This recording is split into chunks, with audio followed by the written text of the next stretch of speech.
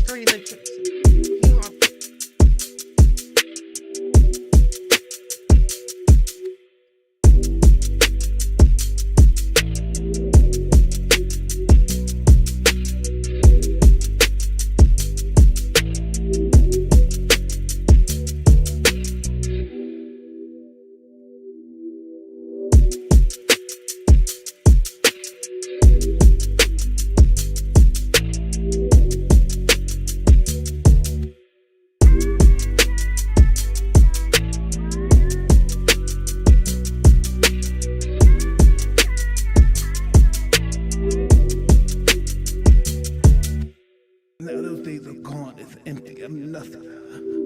I'm working on being the art of humbleness. Can you be with me? That's the reason why I'm crying, because I'm not that person no more. And I miss him. Because sometimes I feel like a bitch. Because I don't want that person to come out, because if he comes out, hell is coming with him. And it's not funny at all. Hey, yo, welcome back to the channel. Shout out to the chat. I see y'all active early, man. Early. Shout out my boy Hate Love, man. Thank you for being the top mod and thank you for being a member, man. Appreciate that. Crafty. Shout out Crafty, one of the most loyal YouTube members on the channel, man, in the community. I've been here since almost day one, man. Shout out Crafty. Thank you for being a member. And thank you for showing up today, guys. It always puts a smile on my face to see y'all in the chat, especially when you guys are first, man. Definitely love it when the OGs hold it down in the community. We got a great video lined up for y'all today. Hopefully we got a good stream. Hopefully we can get some sponsors, some new members, new subscribers, likes, views, all that good stuff for the algorithm. As you do know, a super chat, $1 in super chat is worth like 100 views to the algorithm. So, you know what I mean? It's a good way to boost up attention on the channel and support your favorite YouTuber. So if you guys aren't part of the membership squad, make sure you watch the channel because we're always giving away free memberships. People are always gifting memberships. And then also, the membership's only $2.99 a month, man. So if you want to support your favorite YouTube channel for cheaper than a cheeseburger, go ahead and do that. Don't forget, we got gifts, super chats, and cash apps available for your use. Use to your, use as you see fit. Now that all the e-bagging is out the way, our first video today, the lead video, comes from Mental Outlaw, how the police are abusing AI systems. I'm pretty sure that here you go. I removed there you go. Hey, I did it for you. That we're going to be talking about Floc cameras in that video. We then have some EWU body cam interrogation footage. OG explore with us. We got a lot of videos to go through today. Hopefully we can get through the list. Do our duck dizzle But let's get straight into the stream, man. Thank y'all for tuning in. Make sure you hit that like button if you haven't already. Subscribe if you're new. And let's roll. Let me switch the camera up. And let's go. In 2020, Detroit police arrived at Robert Williams' home and arrested him in front of his wife and children. He was their lead suspect in a shoplifting investigation where someone was caught on camera stealing watches from a store in the city.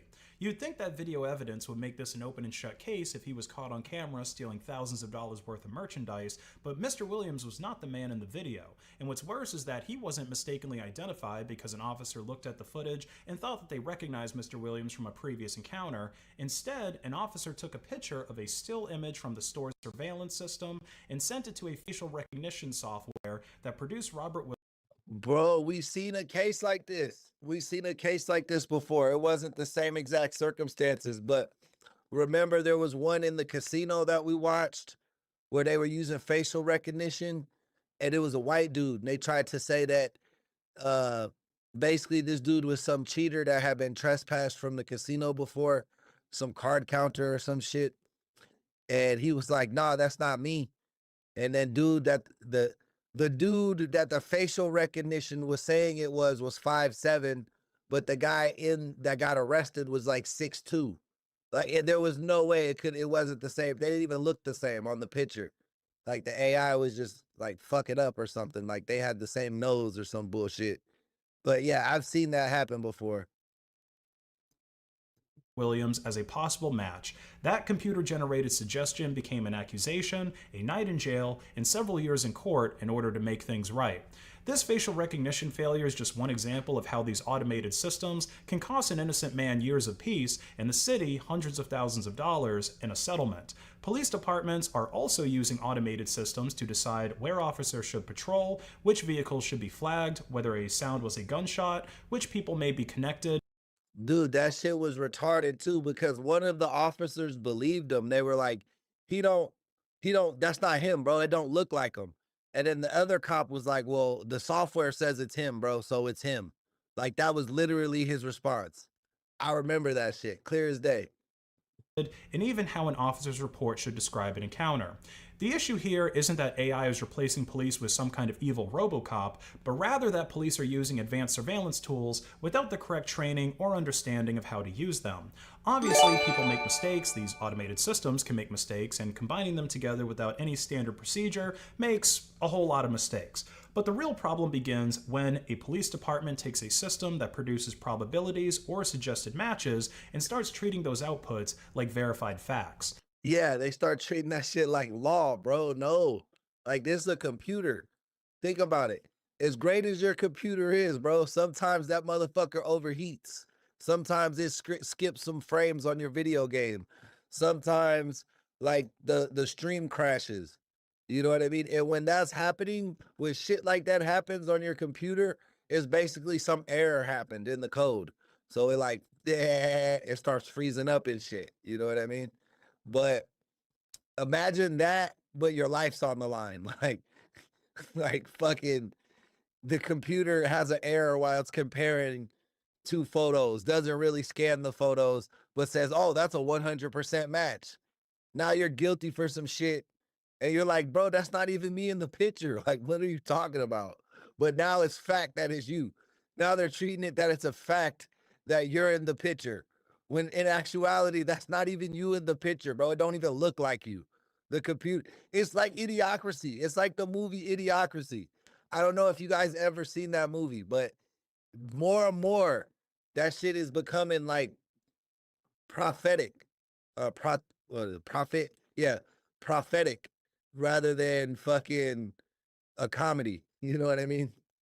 Facial recognition software might rank an innocent person as a possible match, or gunshot detectors might confuse fireworks, construction, or cars backfiring as a shootout. That initial error and alerts are already bad enough, but the system becomes dangerous when the people using the system forget that its output is only as reliable as the evidence and assumptions that went into it.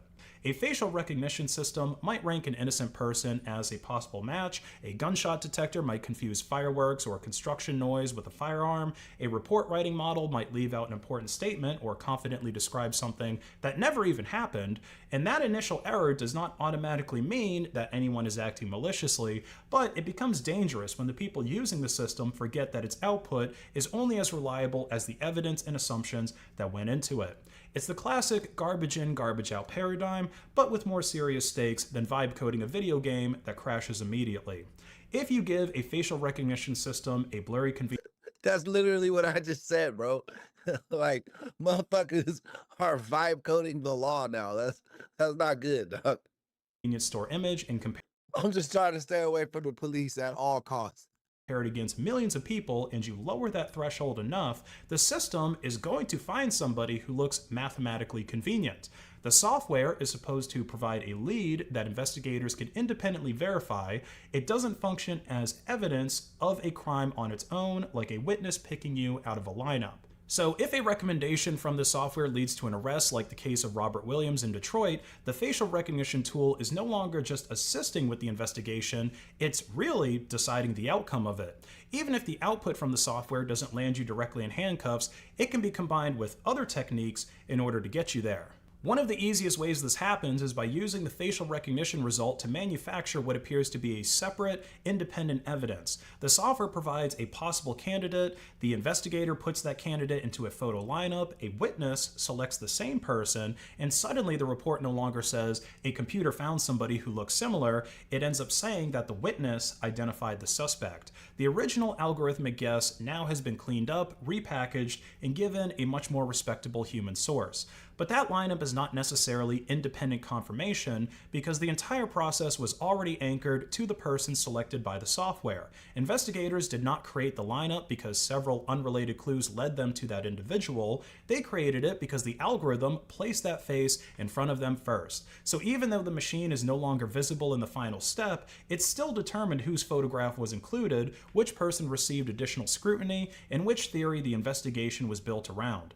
This becomes even more questionable when the witness never had a clear view of the person who committed the crime in the first place, or if they only saw them briefly, or they are being asked to compare the lineup against the same low-quality surveillance footage that confused the software in the first place. In that situation, the police are not really getting a second source of information. They are taking one uncertain image and running it through two different kinds of pattern recognition, and then pretending that the second uncertain answer independently confirmed the first one.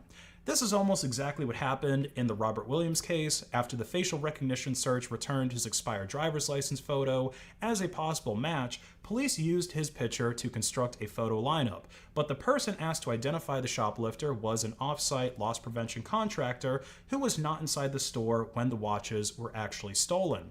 Her knowledge of the suspect came from reviewing the same blurry surveillance footage that had already produced the incorrect facial recognition result. It is the investigative equivalent of copying an answer from Wikipedia, Bro, they be having off-site LP people on the cameras now. That's crazy. I would think that wouldn't even help. Like, wouldn't you want your LP team to be in-house? Like, if it's like security against the public?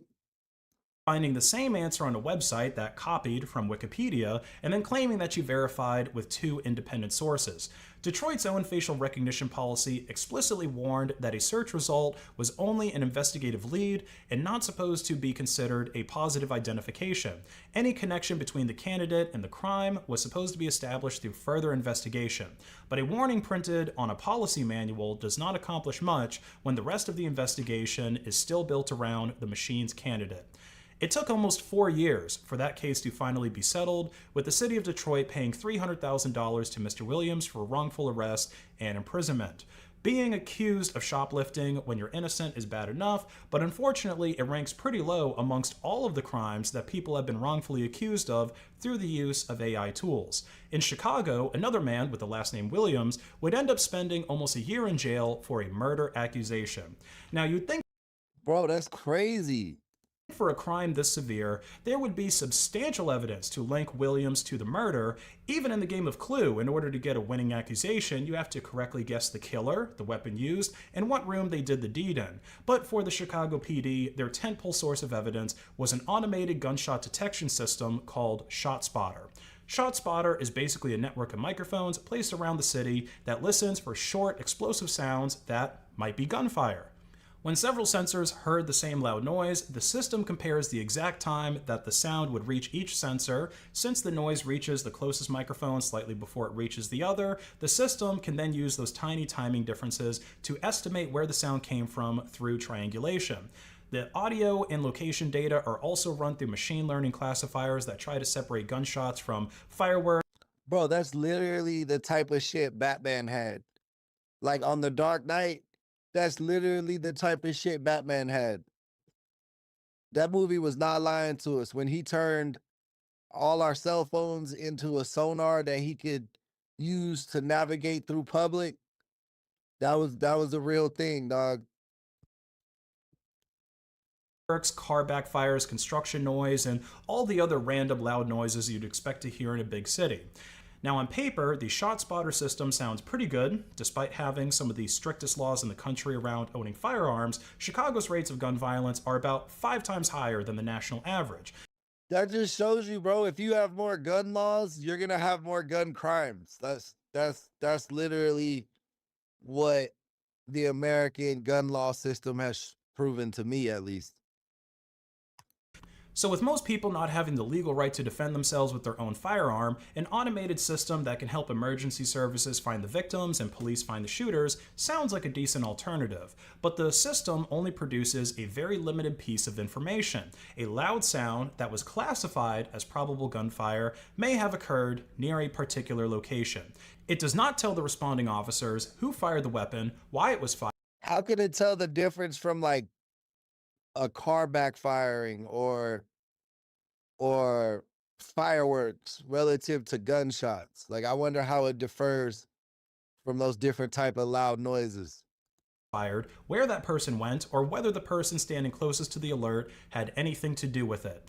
And these limitations also don't come across in the dispatch message that officers receive. Police respond to these alerts expecting an armed suspect, and that expectation can obviously change how they act in an encounter.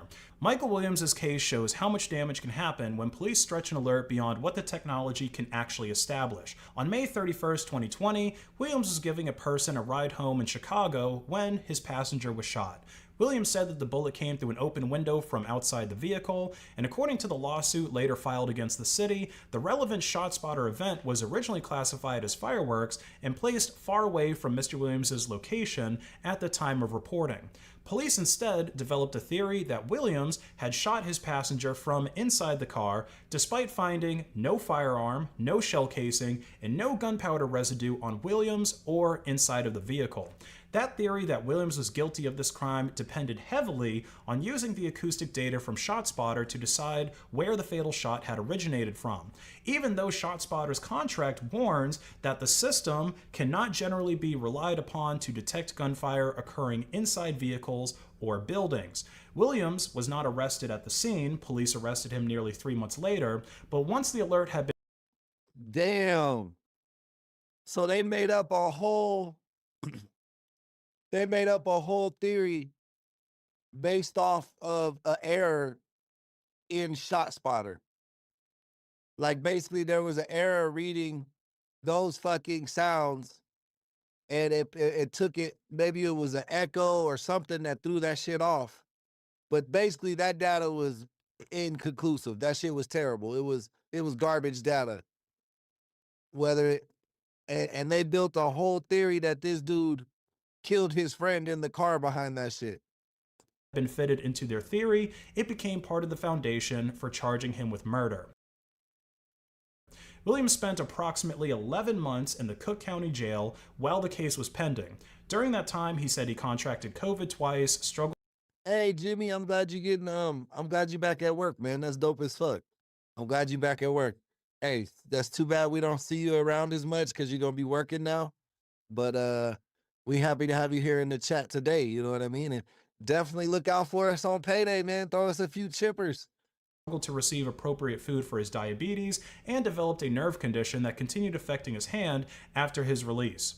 The original alert was a few seconds of acoustic data, but the human interpretation attached to it cost him nearly a year of his life. The charges were finally dismissed in July 2021 after prosecutors said they did not have enough evidence to continue. Sound Thinking, the company that created ShotSpotter, disputes the claim Hey Don, what up? Welcome to the chat. that its technology was responsible for Williams' arrest and points out that ShotSpotter did not identify Williams and did not make the decision to charge him. The company also says it proactively contacted prosecutors to explain that the system was not designed to determine whether a shot occurred inside an enclosed vehicle and that this acoustic evidence did not support the prosecution's theory. And honestly, that defense reinforces the large. That's crazy, Jimmy. Hey, are you and Jimmy the same person? Y'all live by each other? That's crazy. I don't know if I believe that hate. I don't know if I believe that hate.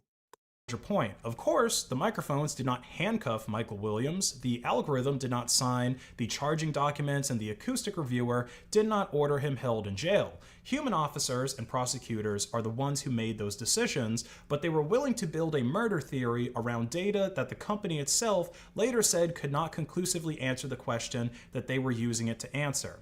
Now, of course, these big stories where an AI system leads to someone being charged with a severe crime and the city having to pay out hundreds of thousands of dollars when the accused is found innocent gain a lot of attention. But there's a more minor area of the law that almost everyone has found themselves on the bad end of at one point that AI systems are making even more pervasive, and that is traffic violations.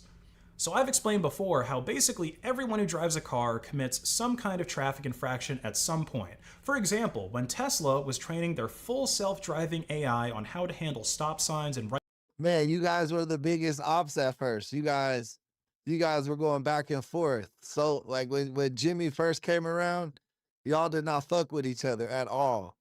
So the fact that you guys live by each other, that's like, what are the fucking chances? right turns at red lights, they had to throw away over 95% of data that was collected from human drivers because they would either slowly roll through a stop sign or they would slowly make a right turn at a red light when there's no traffic instead of coming to a complete stop like you're legally supposed to. Rolling stops and driving a few miles over the speed limit and illegal U-turns are just some of the traffic violations that, while technically illegal, you usually won't get stopped for by a human police officer because they either don't see it in the first place or they just don't care enough to pull someone over and write them a ticket for that minor traffic violation. But Floc cameras and similar automated traffic monitoring systems are Yeah, bro. Fucking Floc. What I seen another one. Ford Motor Company, they secured a patent or some bullshit that basically turns all their cars into fucking speed radars. So like if you drive past a one of these new Fords or whatever, if they ever come to the public, it would send you a speeding ticket. Basically, like all of our cars just snitch on each other for driving bad.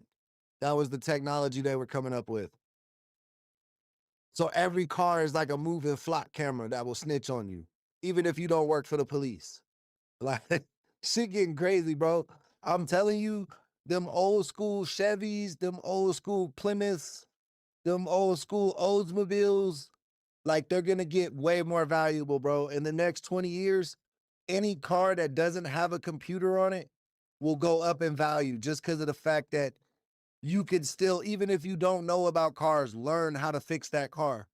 Where these new cars, you can't fix them without their proprietary computers and components. changing that. When a vehicle passes a Floc camera, the system photographs it, reads the license plate, records the time and location that it saw the vehicle, and uses machine learning to classify details like the make, model, color, body type, and other visible features. Newer versions can also search for details such as a roof rack, a missing plate, a bumper sticker, or a large dent in the vehicle. So even when the plate is unreadable, police may still be able to search for something like a white pickup truck with a ladder rack and damage on the passenger side, and they could have the system return possible matches to them. Yeah, they're gonna find you eventually, bro. There's no getting away. One camera by itself is basically a very observant digital checkpoint, but once thousands of cameras are connected through a shared network, the system stops answering only, did this vehicle pass this intersection, and it can start answering where this vehicle has been seen, when it was there, and which direction was it traveling. Hey, Connie. Welcome in, Connie. Appreciate you showing up today. Thank you for being a member. And yeah, guys, listen to Connie. Join our Discord. Connect with the community outside of the streams. Let's go. Basically mapping out the entire course of where the vehicle has been on any given day. The plate turns into a searchable identifier, and the vehicle becomes a proxy for tracking the person who usually drives it. There are obviously legitimate reasons that police would want access to this kind of information, but just like facial recognition, a Floc alert is supposed to be a lead, not proof that the owner of the vehicle actually committed a crime. The camera may misread a character on the plate, flagging a totally different person as committing the crime. The vehicle may have been sold, borrowed, rented, stolen, or driven by a family member that day. Someone might even be using a cloned plate of another vehicle. So the system, in the end, is fairly accurate at identifying a vehicle that's speeding, but it ultimately doesn't know who was behind the wheel of the vehicle at the time. Floc itself has repeatedly said its license plate readers are not facial recognition systems and are not intended to be used for ordinary traffic enforcement. But once a surveillance system exists, mission creep has a funny way of arriving before the updated policy does. In December 2025, the Georgia State Patrol issued a motorcyclist a ticket for allegedly holding a cell phone while riding. And the ticket reportedly stated that the violation was captured on Floc Camera. So technology advertised as a tool for finding stolen cars was already being used to support an ordinary traffic citation.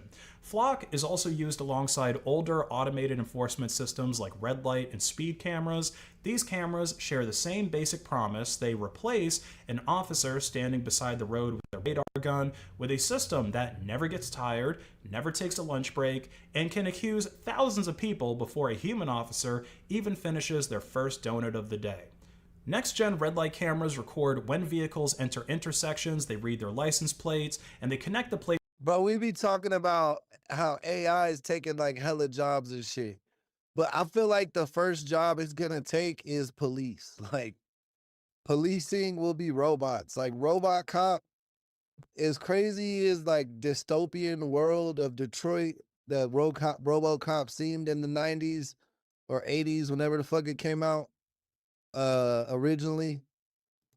That shit's looking like that's how they're gonna move, bro. The police are turning into an AI fucking cyber force.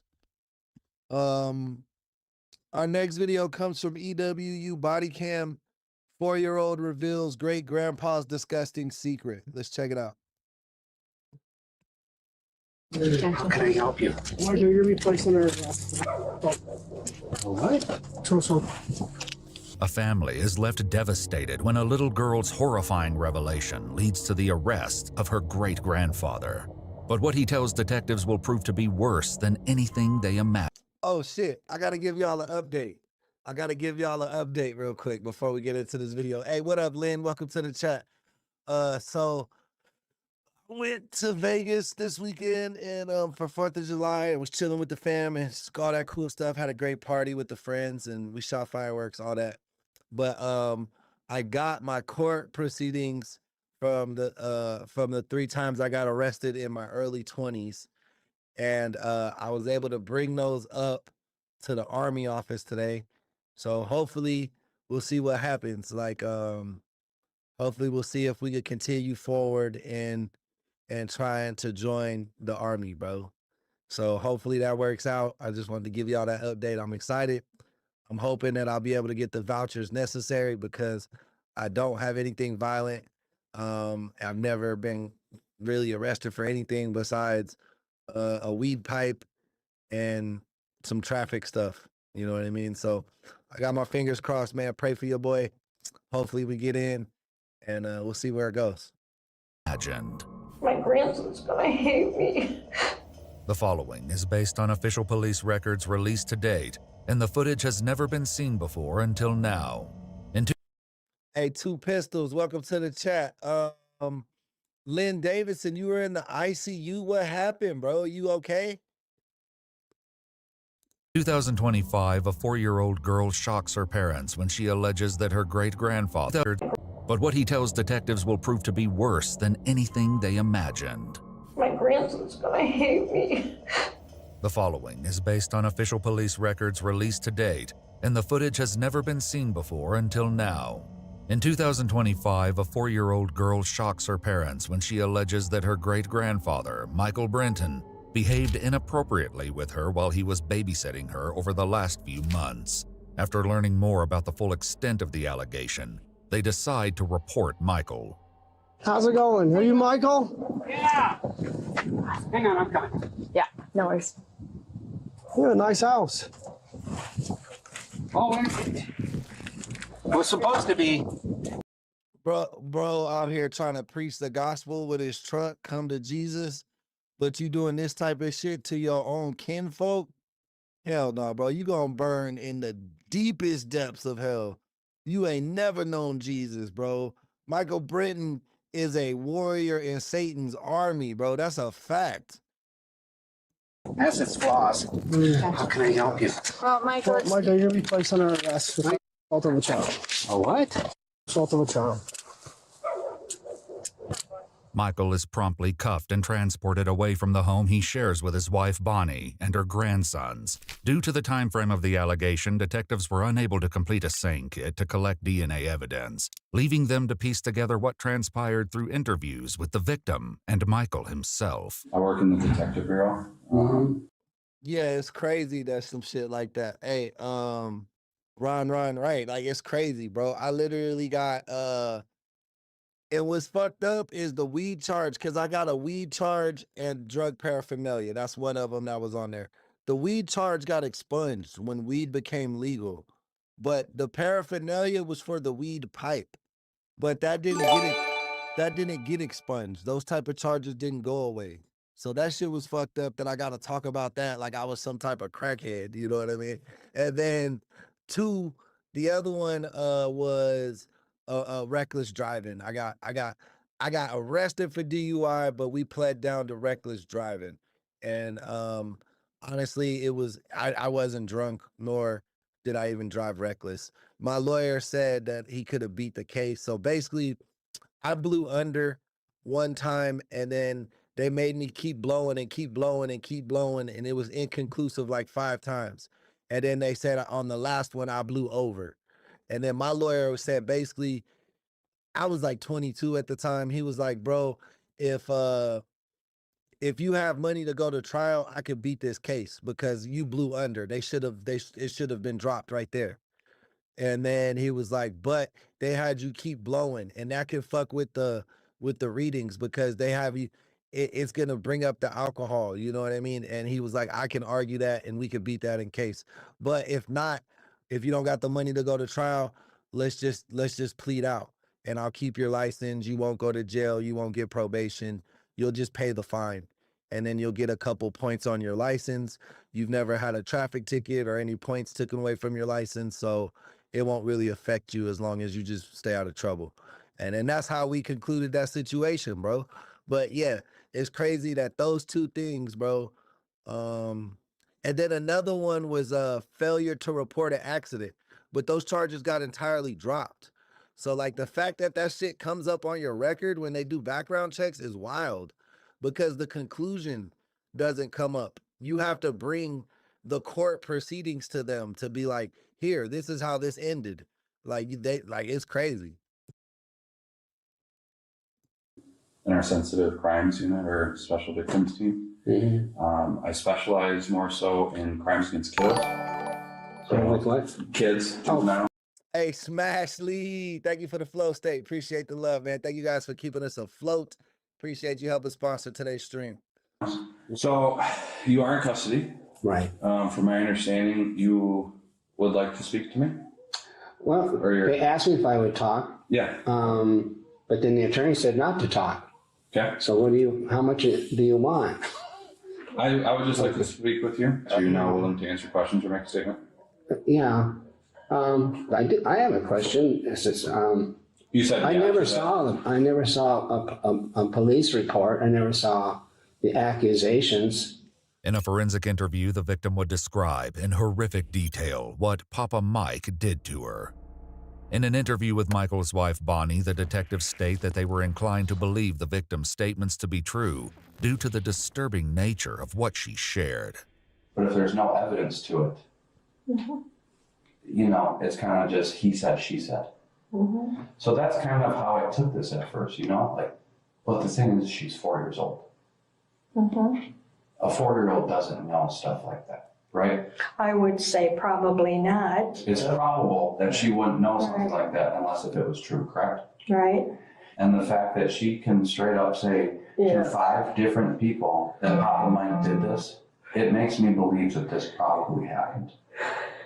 Multiple family members and friends would claim in police interviews that Michael never displayed any questionable behaviors prior to the current allegations. The victim's parents, however, would reveal in interviews and victim impact statements that he had behaved inappropriately with several family members in the past, lending further weight to the victim's accusation. Do you think there would be any reason for her to lie about this or say this? I know she always likes Papa because she kind of idolizes him, because I'll say, "Can Graham have a kiss?" And she'll say, "No, Papa." You know, she kind of sees what kind of reaction she's going to get from me when she don't want to kiss me. But I know he. So this is the animal's wife. This is the great grandma. Just idolizes her. She's just such a cutie. Yeah, I just love that little gal. Yeah, she's real cute. You know how some kids sit in the back seat and go, "Are we there yet? Are we there?" Oh, yeah. No, I hear, "Love you, Papa. Love you, Papa." That's awesome. Yeah. Despite Michael and Bonnie's claims, the little girl This is so fucked up. Hey, Candy, thank you for the 100 in the chat. Appreciate you standing on all 10 toes. This is so fucked up because it seems like she really did love her grandpa, bro. She was so proud just to be his great-granddaughter, like just to hang out with him. And he want to go ahead and do some shit like this. I hope they choke this man to death while he in jail. I swear, I hope Girl's that's what parents happens to him. tell a very different story in their victim impact statements. They allege their daughter was uncomfortable visiting her great-grandparents' home and would ask to leave as quickly as possible. Yet Michael's own account of their time together appears to unfold very differently. And it makes me feel good that someone loves me like she does, you know. Yeah, that's good. And in my big seat, we watch all her YouTube shows. But if I get up to go to the bathroom, she'll follow me. So I started shutting the door, and she started opening up the door. Yeah. Then I started locking the door. She wants to pinch my nose and then hold my lips. And she'll do that when we're in the truck waiting for Grandma's bus to come. Yeah. So one day she took all of her little meanie babies, whatever they are, and she piled them up on my head, and I'm going, "I can't breathe." This ain't good, but anyways, that's sort of where it kind of started. If Mom and Dad found out, we're going to get our butts whooped, you know. But that probably happened all of maybe 6 times, but nothing. Just like playing and stuff. Yeah. Bro, I'm getting sick to my stomach, dog. Just listen to this man talk. The way he's trying to... The way he was grooming her, bro, it's really enraging. Michael insists that nothing inappropriate occurred until recently, owing to him rarely being alone with her. Yet the victim's parents allege in their letters that Michael began manipulating their daughter long before the time frame of the current allegations, detailing changes in her behavior, including frequent nightmares, angry outbursts, and other trauma-related symptoms. They also expressed their belief that she was not his first victim. Then Jordan moved in, and there was no more playing downstairs because he slept during the day. So it wasn't downstairs time again until like 4 weeks ago. And She did that again. When was the first time? last fall. Like 2024 or 2023? Oh, 2024. Okay. Mm-hmm. And then how many times do you think she's done that? So I think when he says downstairs time, that's when he's talking about when he abused her. Like those are the times he's admitting to the abuse. 6 or 7. Okay. But I could have said no, and I didn't. Who's all home at this time? Oh, it's just us on Wednesdays. Oh, where's Bonnie? She's with her girlfriends. She don't get home till 2 o'clock. Okay. That's why I try to take her someplace so these things don't, transpire. Yeah, it's like when the Bible says, avoid evil. Yeah. If you're not where evil is, then evil won't see you, or you won't find it. Yeah. I get that. So was bro blaming the basement? Bro, you're evil. What the fuck are you talking about? You're the evil one. Yeah. So you intentionally take her out of the house so this doesn't happen. Right. That makes sense. Yeah. And it makes it for a fun day, right? Yeah. You guys get to go to the pony farm. Yeah, because, I feel bad that it's all happened. And did it ever happen anywhere else other than... You want some watermelon? No. Bye. Love you. in the basement? No. Have you done it when anyone else was home? No. Why is that? Because somebody's home. Yeah. Has there ever been another time where something like this has happened? No.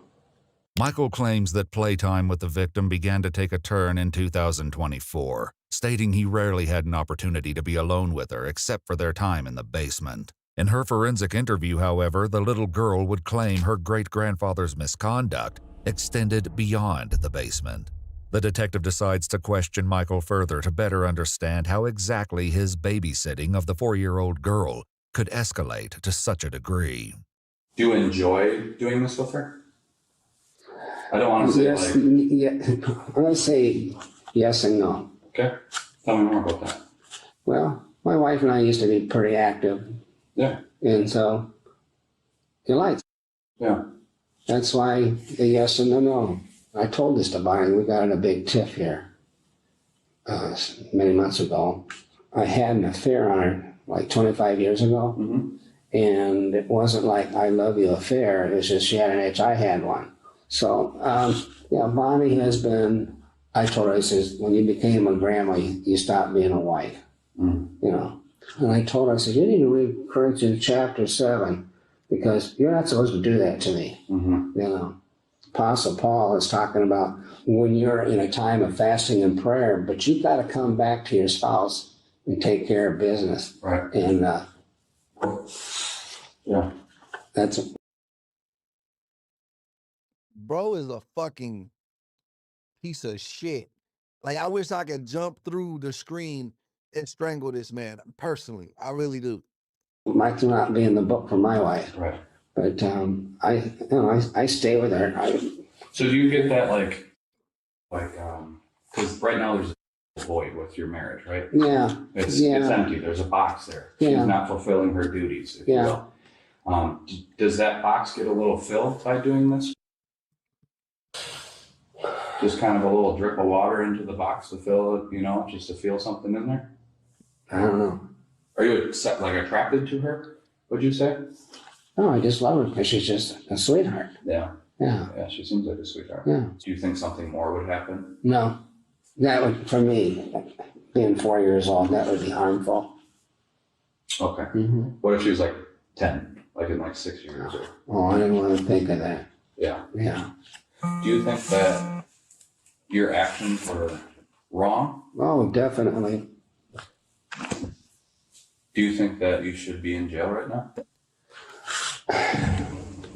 Based on law, not ethics, moral, or anything. Bro gonna be like, jail? I don't think I should be in jail. I feel like I need some type of program. I think I need a program. Why? He gonna say some bullshit like that. Watch. Well, I don't like being here, but I know why I'm here. Do you think it's deserving? Not even necessarily. Well, God says, what you do in secret, I will shout from the mountaintop. Yeah. God's shouting. I know God loves me and forgives me, but I don't want to be sinning. You know, because Jesus says, if you love me, you keep my commandments. Right. You know, and I'm blowing it here. I didn't want it to be happening. You know, it's a Hey, Trio, thank you for the sub. warfare inside you, or like the bad angel, good angel. You know, it's a battle. Yeah. You know, and I don't want to be fighting. That's what I told Deacon from church. Says I'm just going through a war. While Michael's account doesn't fully align with the victim's report, he doesn't appear to deny the allegations against him, instead framing them as a personal test and a consequence of the breakdown of his marriage to Bonnie. Following his revelation, Michael must deal with the consequences. Yeah, bro literally blamed his wife for his fucking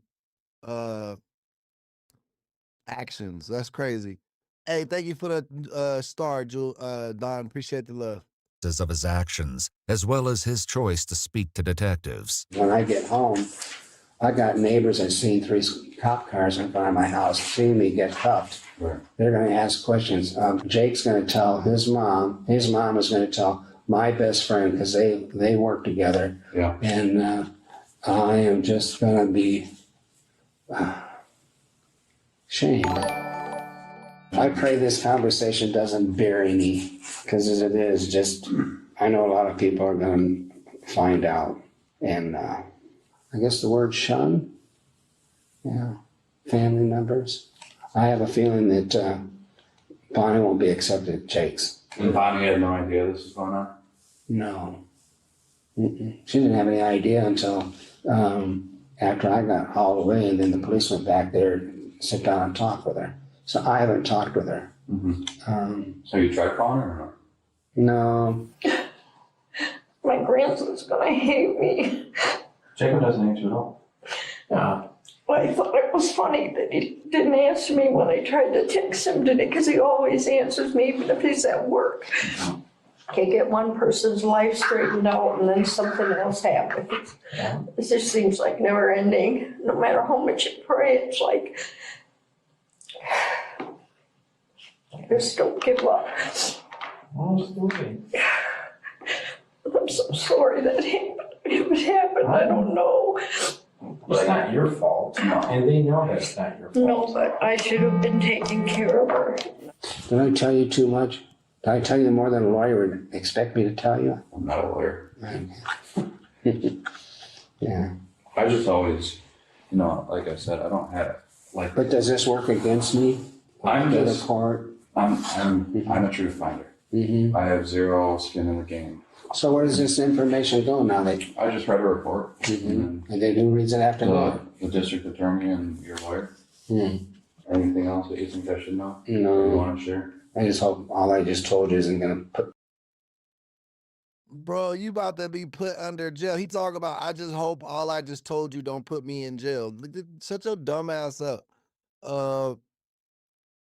So it looks like he's got 30 years in jail, or 29 years in jail, 10 years probation. Extended supervision. It was also ordered that he be placed on the lifetime registry. We had to cut many details from this video for YouTube. Watch our full videos as they were originally made. Hell nah, bro. I could not watch that video on Patreon. I do not need to know the exact details to what extent he was hurting that girl.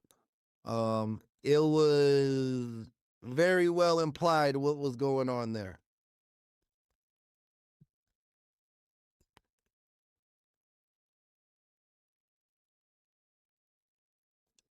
All right, let's get into our next video, y'all. When he realized he just killed 5 women. Let's check it out. It's coming from Midwest Crime. Holy shit. Old cut? Yeah. Looks pretty fresh. I'm under arrest for homicide. Correct. I'm up. On June 16th, 2023, a Minnesota state trooper spotted a black Cadillac Escalade speeding northbound on Interstate 35W at 95 miles per hour in a 55 mile per hour zone. As the SUV weaved recklessly through traffic, the trooper attempted to catch up. Moments later, The driver suddenly cut across multiple lanes and exited the freeway at speeds exceeding 100 miles per hour. Seconds later, the Escalade barreled through a red light and slammed into a Honda Civic in a catastrophic collision. All right, guys ready? Yep. Open. Clear. Please, hands up! Back. Clear. Trunk. All right, go ahead, open. As officers rushed toward the wreckage, they discovered the driver had fled the scene. Despite the catastrophic crash that claimed the lives of 5 young women instantly inside the Honda Civic, the suspect was nowhere to be found. God damn, bro. That car is crushed like a soda can. It looks like blood is on the seats and stuff, bro. Man, that's gruesome. Officers quickly secured the area and began searching for the driver as the crash quickly turned into a homicide. My daughter came and brought me her bouncy ball and a pink ball. I don't know why, but she just came and sat these on my lap. Investigation. Yes. I saw the driver. I think I saw the driver.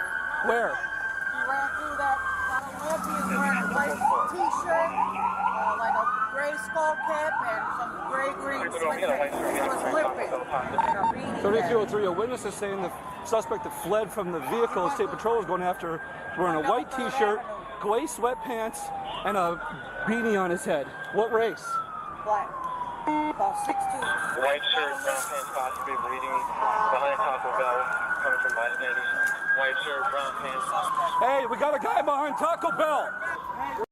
So bro ran behind Taco Bell and is chilling in the alley. Nah, Mark, I don't think we watched this one on stream. Black male. Behind Taco Bell. Black male, behind Taco Let me get your information. Everybody calm down here, okay. What about hair? Height, hair, weight? Hair is short, he got a short haircut. But you gonna see Looks like this is in Minneapolis, Minnesota. him because he's bleeding everywhere. You're gonna see him because he's bleeding. You went that way? He went behind Taco Bell. You see Taco Bell behind Taco Bell, he was going that way. He asked me for a ride. He fell on my car, asked for a ride, said no. Okay. But he went that way. You guys see anybody coming over here? Why are you bleeding? Why are you bleeding? 303. Give me some hands. Why are you bleeding? For officers on scene. Right now, we're supporting State Patrol. This old. Okay. This an old cut. Old cut? Bro got a cut on his forehead. He was trying to blend in like he wasn't a part of the accident. He funny as hell. It looks pretty fresh. Third and leg locked down. What's your name? And then we need to lock down at second and leg. Stand up. Your squad car is not in one of those 2 places. You can move it, please. Because you're bleeding. I'm bleeding. What I got to do Did you with fall? anything? Yeah, this is an old cut, bro. That looks pretty fresh to me. This is not. This is dried up blood, bro. Okay. All right. Hey, listen. You got a White shirt, brown report. pants, with the description. White shirt, brown pants, with the description. We're just trying to make sure you're good. We're just trying to make sure you're good. Yeah, What's your name? in my pocket. I'm Derek Thompson. Can you get your ID out? Take a photo of this lady and let's go. Fresh blood on you. You do have fresh blood on you, bro. Yeah. That's why I called you out. Oh, okay. You know, no idea how that happened. No, I fell. I slipped. I know You what fell I and did. slipped. Where'd you fall and slip at? I fell. 06 Taco Bell's code Right 4. off Fifth and Lake, right by the Fifth and Lake? by the damn auto. All right. Sounds good. Let's go ahead and get everybody that's not either 5s or 3s. All right, man. Yeah, you guys sure he's done it? White shirt, I'm brown trying to pants get was this the description. State Patrol guy over here. Yeah, okay. Yeah, I'm good. Button and everything. That's code 4. Yeah. I'm good, bro. All right, bro, just relax. DeAndre, right? Yeah, I'm good. All right. My name is Lewis. Yeah. My name is Lewis. So we're just gonna have someone. I've been here a hot minute, bro. You literally are sweating. I You have know. blood on your face. I just got harassed by the police. I just gave y'all my ID. I took a picture of me and everything. I understand. Can you just have a seat for me? Yes, sir. Sit down. I was sitting all that, sir. I was. Y'all told me to You want step me to call up. for a state unit? So why are you? I told you, I bust my right there on Fifth and Lake off by damn auto. You Literally. were running? Was I running? No. I guess. Well, how did you bust your face? I tripped over a log like this right there behind them auto. They have parking spots like this. I tripped over it and I fell. I'm gonna have the State Patrol guy come over. We're just double checking, man. Yeah, there's no problem. I have no problem with doing that. It's from the. I know y'all doing y'all the job. cameras. Yeah. Do we have a description on the suspect? Did we get clarification what the United stands for? Is it for a suspect or is it for article? The shots were hurting is the state patrol accident. Y'all got. This for sure the guy. He just playing the role, bro. Bro got a cut on his forehead and scratches on his arms from the car accident. They need to bring that guy around that said he asked him for a ride before he ran into the Taco Bell alley. Excuse me. He should be able to identify him. There's a lot going on. There's a lot going on right now. Y'all got shots fired, all type of. Officers returned to the witness to confirm whether the suspect was the same person she saw fleeing the scene. We have a guy stopped at the Taco Bell that we think that may or may not be involved. Right. I just saw this one by. Would you be willing to come look at him? Sure. Okay. 306 to 303. We have an individual here in Taco Bell. We just want to confirm that this isn't the individual that State Patrol is chasing. If they want to come and ID this dude real quick. 13781. The K9 was for the suspect who potentially ran through an alley here. We have a third perimeter set up before we start doing a track. 306, can we get the description of that suspect, please? Large black male, 6'2", 620, with blonde dread, brown pants, white t-shirt. Stand up, man. You know I ain't got no damn. Yeah, come on, I stand up, but I don't have no blonde dreads. We have that male. Why'd they say? Yeah, they did say blonde dreads though. That's wild. He don't got blonde dreads. Oh, you gonna arrest me for real, bro? 333, we're trying to work out state now. Oh my God. Just hold on to that guy. We'll get someone over to check it out here. Let's just put him in a squawk car. Yeah, thank you, please, sir. I don't have blonde dreads or anything. My dreads is not blonde, sir. We'll check. We'll make sure. Far from blonde. Thanks, my man. That's what I was thinking too, Connie. They kind of just shooed that guy off that he asked for a ride. Yeah, it's all good. It's all good.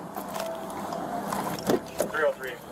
I understand y'all gotta find somebody, but please don't make me be the guy tonight. Just face the squad here. And separate your feet. 06 copies, we'll send them over. Another guy in custody? I have no idea what this is the one that you said. I don't know if there's another one. Yeah, that don't even make no sense, bro. Blonde, look at my hair, bro. Blonde hair, bro. She has blonde hair, bro. We just double check. It's not you. Why does it look shaky, man? Did you like handcuffs, bro? It's tight, bro. 03, let's get that J ball in the third. Bro, I get it, bro. Y'all, is y'all detaining me? Yeah, you're being detained. That's what I said. That's what I told you. You're clearly detained, bro. They're fucking searching you and you're handcuffed. You know damn well you fit the description. The only thing they got wrong was the blonde dreads. I don't know where that came from.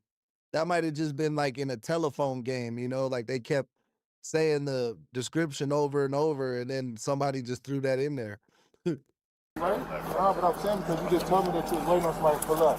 Yep. Now you telling me that I'm we got the confirmation, man. We're just gonna double check again, right? With the state trooper. I don't want to make y'all mad. I just want to go home, bro. That's all, bro.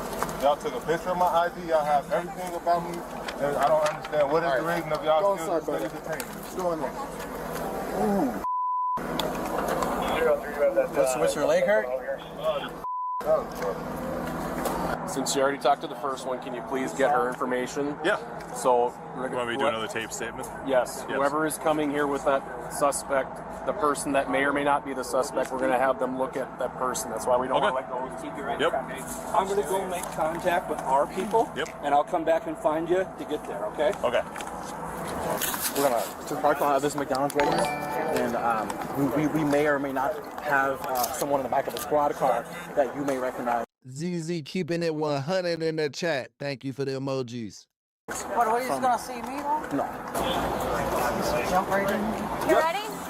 Yeah, so we're doing a show up. Yep. And obviously with the lights so that he can't see who the witness is. Yep. And basically spin him around. Good? It is going to be hard with these handcuffs. Yeah, I hear you. want some help with your feet?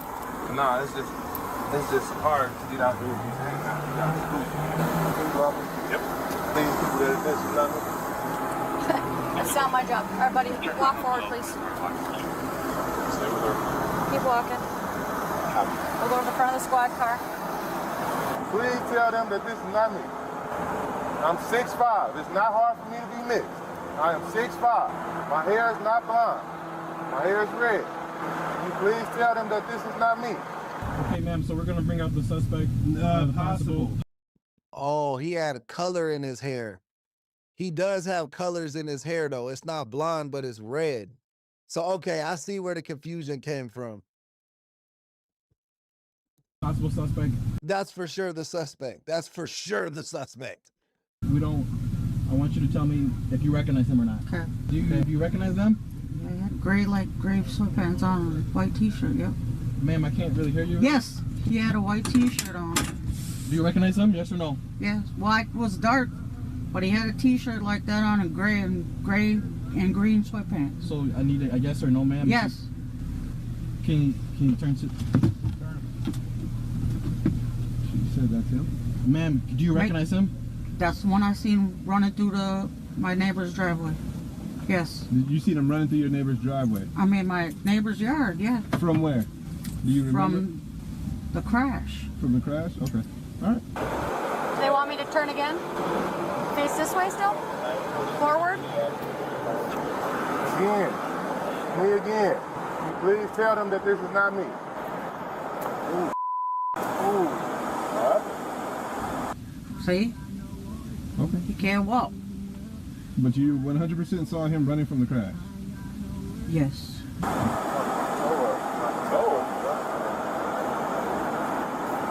you see how this looks? When I found you, you were sweaty like you'd been running.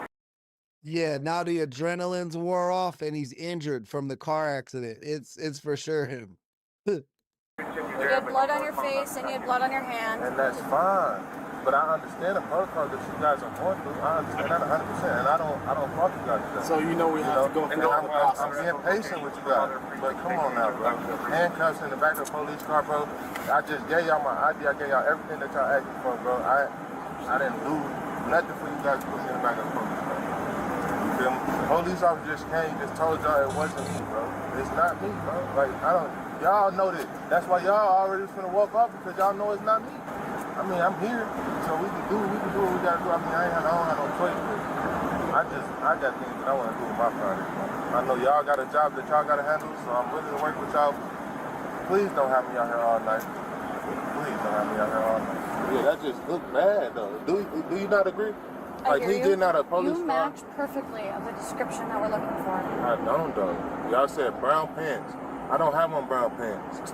I mean... This is not nowhere near brown. Y'all said 10... Someone could see brown. You said 10 hair. My hair is blackish as red. You realize camouflage is brown for deer hunting, so you camouflage with fall leaves, which are brown leaves. This is 10. That's literally camouflage pants, man. This is 10. Bro said this not brown, this tan. This tan, what you mean? Which is a shade of brown, right? No, they said brown, like brown pants, and then they said that I had tan hair. You know how quick that happened?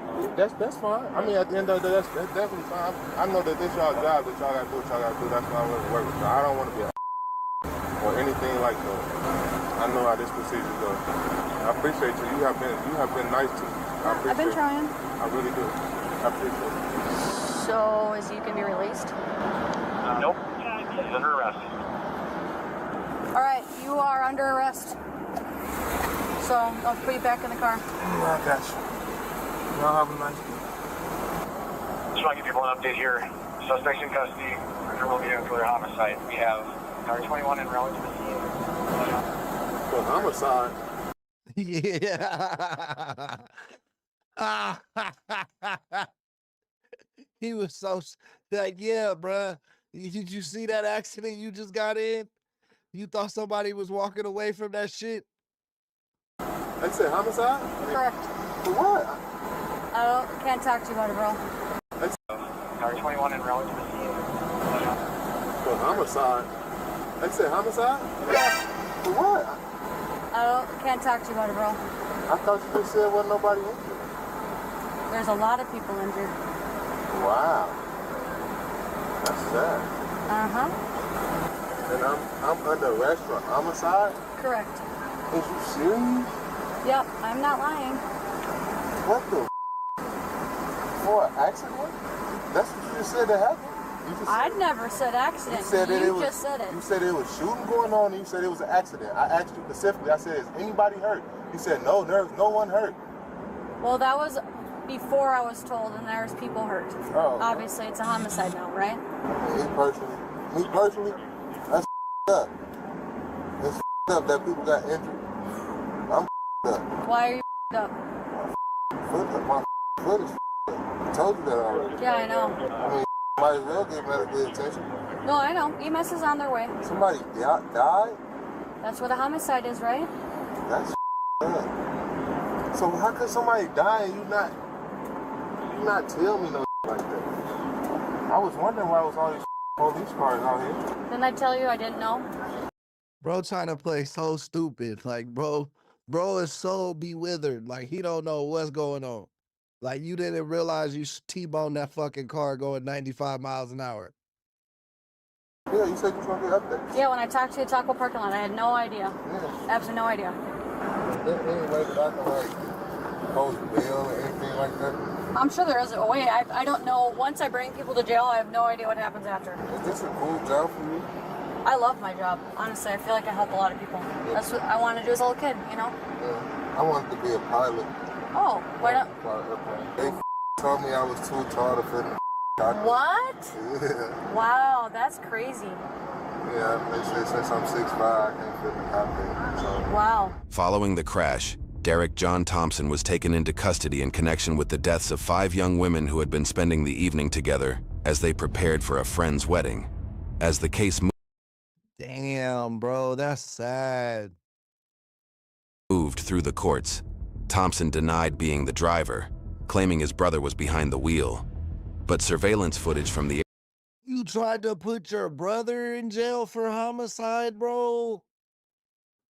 That's cold-blooded. Not only did he kill 5 random women by accident, you know, by reckless driving, essentially. You tried to blame that shit on your brother, bro. airport showed Thompson renting and driving the Cadillac Escalade before the crash. Witness testimony, vehicle data, and his own statements to hospital staff further dismantled his defense. In June 2025, a Hennepin County jury found Thompson guilty on all 15 felony counts, including 5 counts of third-degree murder and 10 counts of criminal vehicular homicide. The following month, he was sentenced to more than 50 years in state prison. Combined with a separate 14-year federal sentence for the drugs and firearm found inside the Escalade, Thompson is expected to spend around 64 years behind bars. But for the victims' families, Thompson's apology did little to ease their grief. Bro ain't never getting out of jail, ever.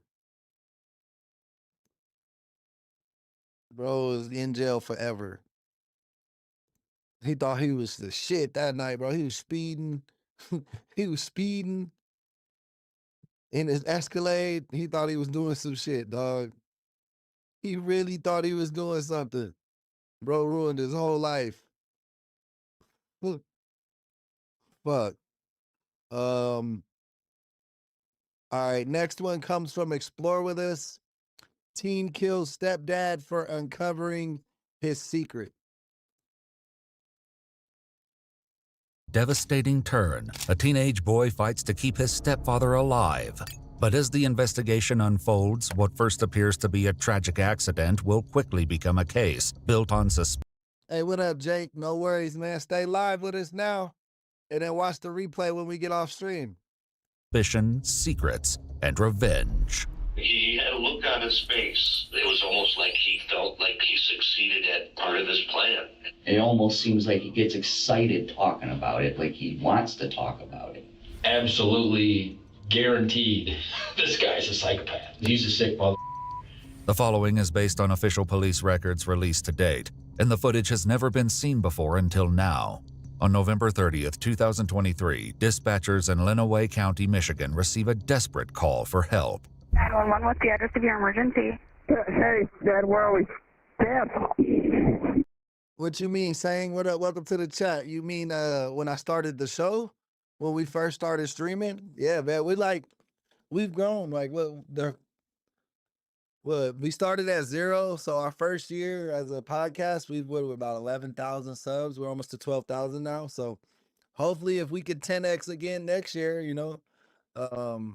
from this time, right, from 7/7 today till 7/7 next year, I hope we're at 100,000 subs. That's my goal, bro. But for right now, we're working on 12,000. So if you guys are new to the channel, please hit that subscribe button to help us get to 12,000 subscribers before the end of July. Let's go. Ma'am, my dad's been shot. He's been shot? Yeah. How was he shot, sir? I don't know. You don't know? It's my stepfather, and I can't let him die. As the caller's location is showing somewhere in the woods, the dispatcher makes an educated guess as to what happened. Okay, are you hunting? Is that how he was shot? Yeah, my dad's been shot, please, ma'am. He got shot in the back. I found the wound, but it didn't go all the way through. This plan. Been shot. 911, what's the address of your emergency? Ma'am, my dad's been shot. Help! Somebody help me! When a hunting trip takes a devastating turn, a teenage boy fights to keep his stepfather alive. But as the investigation unfolds, what first appears to be a tragic accident will quickly become a case built on suspicion, secrets, and revenge. He had a look on his face. It was almost like he felt like he succeeded at part of his plan. It almost seems like he gets excited talking about it, like he wants to talk about it. Absolutely guaranteed this guy's a psychopath. He's a sick mother. The following is based on official police records released to date, and the footage has never been seen before until now. On November 30th, 2023, dispatchers in Lenawee County, Michigan receive a desperate call for help. 911, what's the address of your emergency? Hey, Dad, where are we? Dad. Ma'am, my dad's been shot. He's been shot? Yeah. How was he shot, sir? I don't know. You don't know? It's my stepfather, and I can't let him die. As the caller's location is showing somewhere in the woods, the dispatcher makes an educated guess as to what happened. Okay, are you hunting? Is that how he was shot? Yeah, my dad's been shot, please, ma'am. He got shot in the back. I found the wound, but it didn't go all the way through. Did you see this happen? All I know is I heard a alarm boom. Ma'am, I have to call my mom. The caller, 17-year-old Trenton Berry, is told to stay on the line while the dispatcher's colleague contacts his mother. She instructs Trenton to lay his stepfather flat on his back and keep pressure on the wound until first responders can get to them. Dad, stay with me. Hey, you think Trenton shot him? Or there's another sibling on the hunting trip? Do y'all think Trenton shot his stepdad? Or do you think there's another sibling on the hunting trip? Let me know what you think in the chat.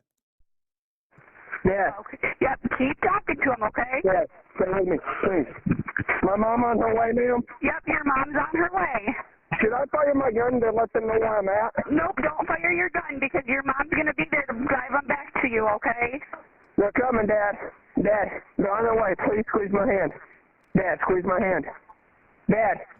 Kurt, squeeze my hand. Is he talking to you at all? No, but he's still breathing. He's still breathing? Okay. I hear the siren. You hear the siren? Come. Drive now. Damn, Trenton popped his dad. So Trenton the type of dude that'll fucking steal your cell phone and help you look for it and shit. Now. Do they see you? No, help. Keep yelling for them. I want them to hear you. Help. I need some help over here. Help, somebody help me. A deputy arrives where medics have unloaded an off-road vehicle, preparing to navigate the snow-covered terrain and reach the victim. At the same time, Trenton's mother, Jennifer, is trying to find their exact location using Life 360. I have my kid in my... They're both out this way? I like 360. One of them told me Sounds like the victim's to the east of everybody. No? About 400 yards. From there. to the north of you. It's going to be to the north of you. Thank you. Clear. Great. They're trying to. You can show us location contact now. Clear, down to. I cannot move. Please. Please, Dad. Please tell me on the phone. Wait till my mom gets here. My mom on her way? Officer, can I use your phone to call my mom? Sure. Where is he at? Do we know? In the back. In the back. Yes. Yeah. Yes, please start cutting this stuff off, please. His stepfather, 41-year-old Kurt Stubbins, appears lifeless and gray, with his eyes wide open and staring blankly. Where's his firearm? Right here. Wait, Both firearms are his here. is the shotgun. Yeah. That one's my dad. Good. Mine's 50. Though Trenton hesitates to let go of the wound, he finally releases pressure, and blood begins pouring from his stepfather's back. Where was he at? Where was he located when the shot was? I was a bone and he was like shot in the back. He was right. You guys were here? Yeah. So he's walking back from his hot spot? We were coming around here because, we were going to go back to the truck. And he dropped right here? Yeah. Okay. While paramedics load Kurt onto the off-road vehicle for transport to an ambulance, the detective on scene tries to get clearer answers from Trenton as to what... Hey, low-key, Trenton, a good actor, because he... Between the 911 call and to the police, between the 911 call and the way he talking to the police, I feel like he sounds genuinely concerned about bro. But at the same time, I think you shot bro. What exactly happened? Why are you right here? If your vehicle's there, where are you guys circling? Because the owner of this property, Yep. we go to church with him. Yep. And he's had people this guy actually shoots deer. Okay. My dad, he don't want him. My dad's never shot at anybody. I've never shot at anybody a day in my life. Yep. You guys were facing? Yes, we were facing this way, and I just heard boom. So, my dad dropped right there. So I unloaded my gun, dropped it, took off my coat, and dropped it. Where's your mag? My mag is right there. Right here. Right there. I'm just gonna check it. Yep, I can only hold 3 rounds in that mag. Did you have one in the chamber as well prior to? I don't. There should only be 2 in that mag. So you did fire one? No, I didn't. Okay. There was one in the chamber. I unchambered it. Did that one and go in it the snow? flew. It flew over here somewhere. Okay. It flew in this direction. And that's a live round. It's not a. Yes, it is live. Okay. It is live. Okay. It is live. It is live. With what little information... Uh-oh, Trenton's starting to show some cracks. Trenton's starting to crack, bro. His story getting weird now. He losing his A1 actor skills in real time. He has, the detective draws a conclusion that doesn't sit right with Trenton. Now listen to me. I'm a detective. Yes, I know. This is very important. It sounds like it was an accident, correct? I did not shoot my father. Yep, and I'm asking you, it sounds like an accident. Or did you guys didn't get into a fight with anybody, correct? No. You're up and running. No, me and my... You're running. Yep. Okay. No, not you guys fighting, but you guys didn't fight with a neighbor or anything like that. No, I just heard boom and like... Now we're going to be able to tell the distance. That's one of the things we do, okay? If it's a complete accident, it's a complete accident. No problem there whatsoever. But we have a bunch of people looking for other people. What is going to occur is we're going to be able to look at his back and tell how far the shot came from. If you guys are... No, I'm not going to say you did. I didn't say you did. I'm just saying, if you're walking along and you simply tripped and your gun went off, that's fine. Okay, it's an accident. They're going to work on him regardless of what happens, okay? You understand that? Okay, there was this one guy way up over there. Yeah, Lucas, that's what I was thinking too. Like, why did he fucking unload his gun completely and then throw the gun down and then check on his dad? Like, wouldn't you just throw your gun to the ground and then check on your dad? Like, what was the point of that? Not on this property, but on the other side. His name is Josh. I don't know his last name. Okay. But him and my dad and some other guy named Trevor have had, stuff in the past. The idea that someone may have had a reason to harm Kurt is something the detective will have to consider later. But for now, Trenton makes one thing clear. Am I tripping? I think I heard the officer's belly. It was like, "Urgh." He doesn't agree with what they're implying. Never in a million years I would shoot my stepfather. Nobody's saying you shot your stepfather. I know, but... we have to check all avenues, right? It kind of sounded like that he did, though. Well, we don't know. Yeah, We show up to a scene, We don't know what happened, right? We have to investigate and determine what. Tori, yeah, no, really. Like, we're getting shot at. Let me unload my weapon and then fucking throw it to the ground. Like, I don't, nothing in his story really made sense. What went down? Okay. I'm shaking right now. My stepsister, that is her only parent. Her mom died when she was 2. Okay. So that man has to survive. As Kurt's life hangs in the balance, Trenton considers how his mom, Jennifer, will react. She's gonna blame me for it. Why would she blame you for it? Yeah, she would. Claire, also here. I already know she would. I love that man to death. And why do you think your mom would blame you? Because she's like that. Well, I mean, I don't know. What does that mean? She's like that.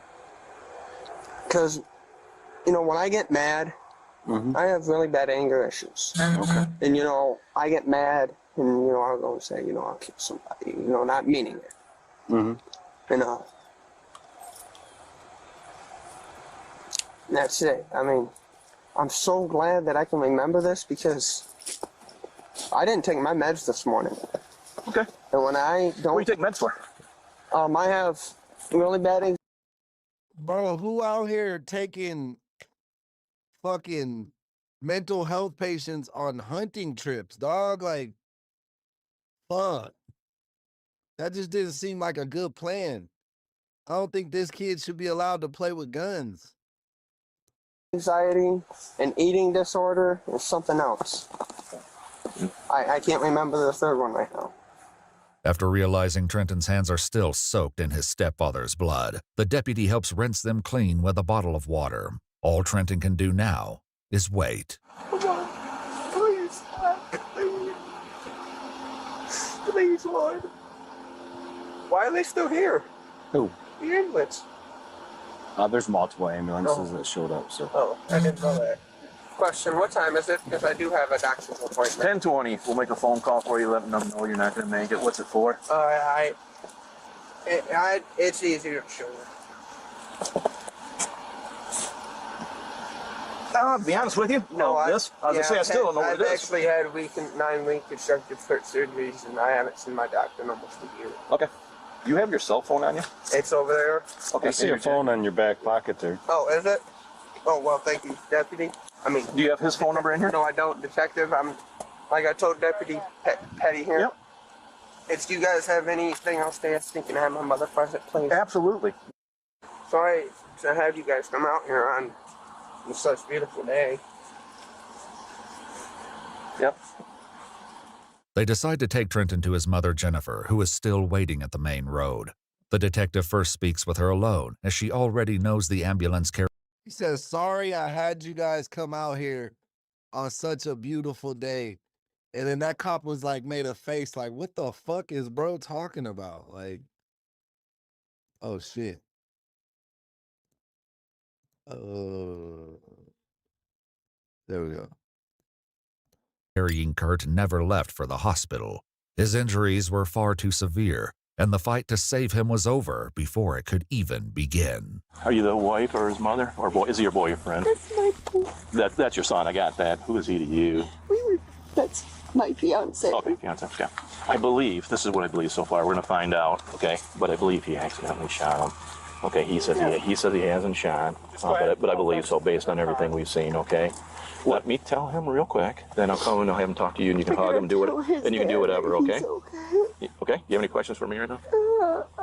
Hey guys, we 9 likes away from 50. I got a DJ horn for 50 likes, so let's go to it, man. Let's get that DJ horn popping.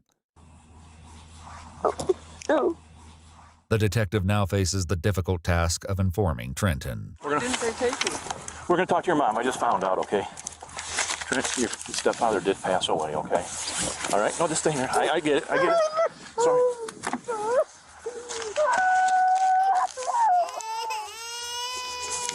Ma'am?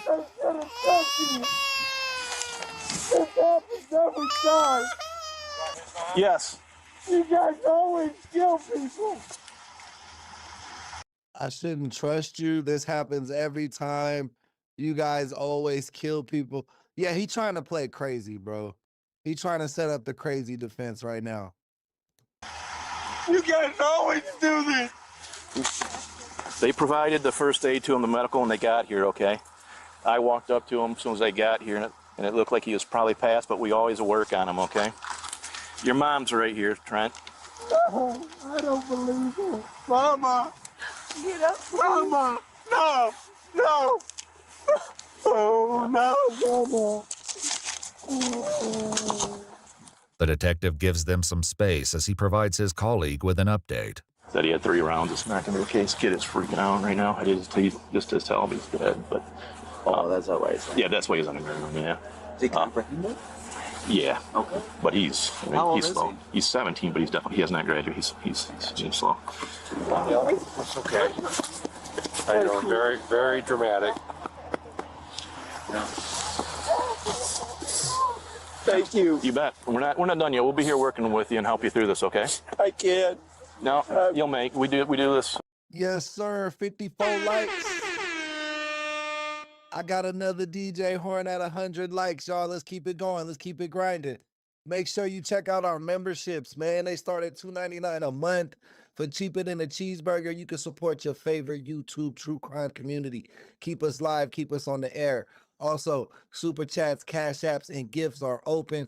We are looking for sponsors for today's stream. If you want to help us out, please do so. If you can't afford to do so, just like and subscribe and keep watching, baby. So unfortunately, quite a bit, okay? We'll get you to talk to some people and help you through. Your mom is here for you. No, I need that man. Yeah. But I need that man.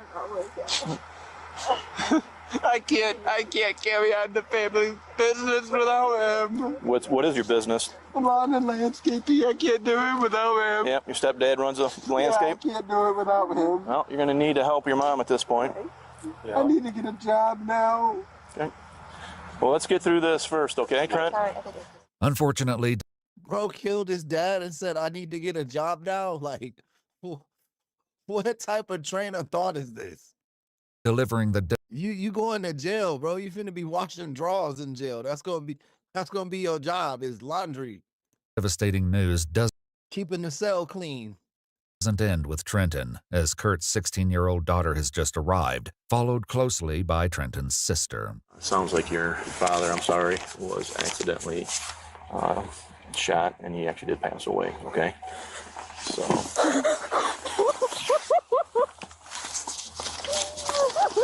What's happening?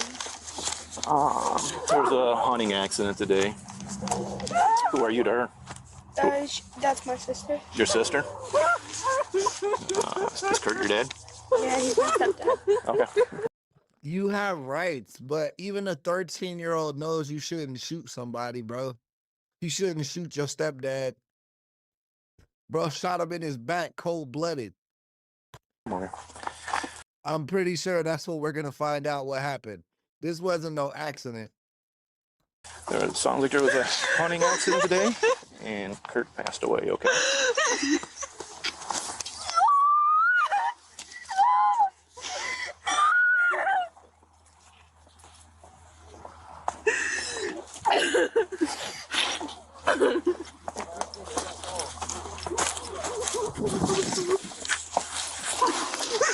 I'll give you guys some time, but obviously I'm going to be here, and I'll answer all your questions, okay?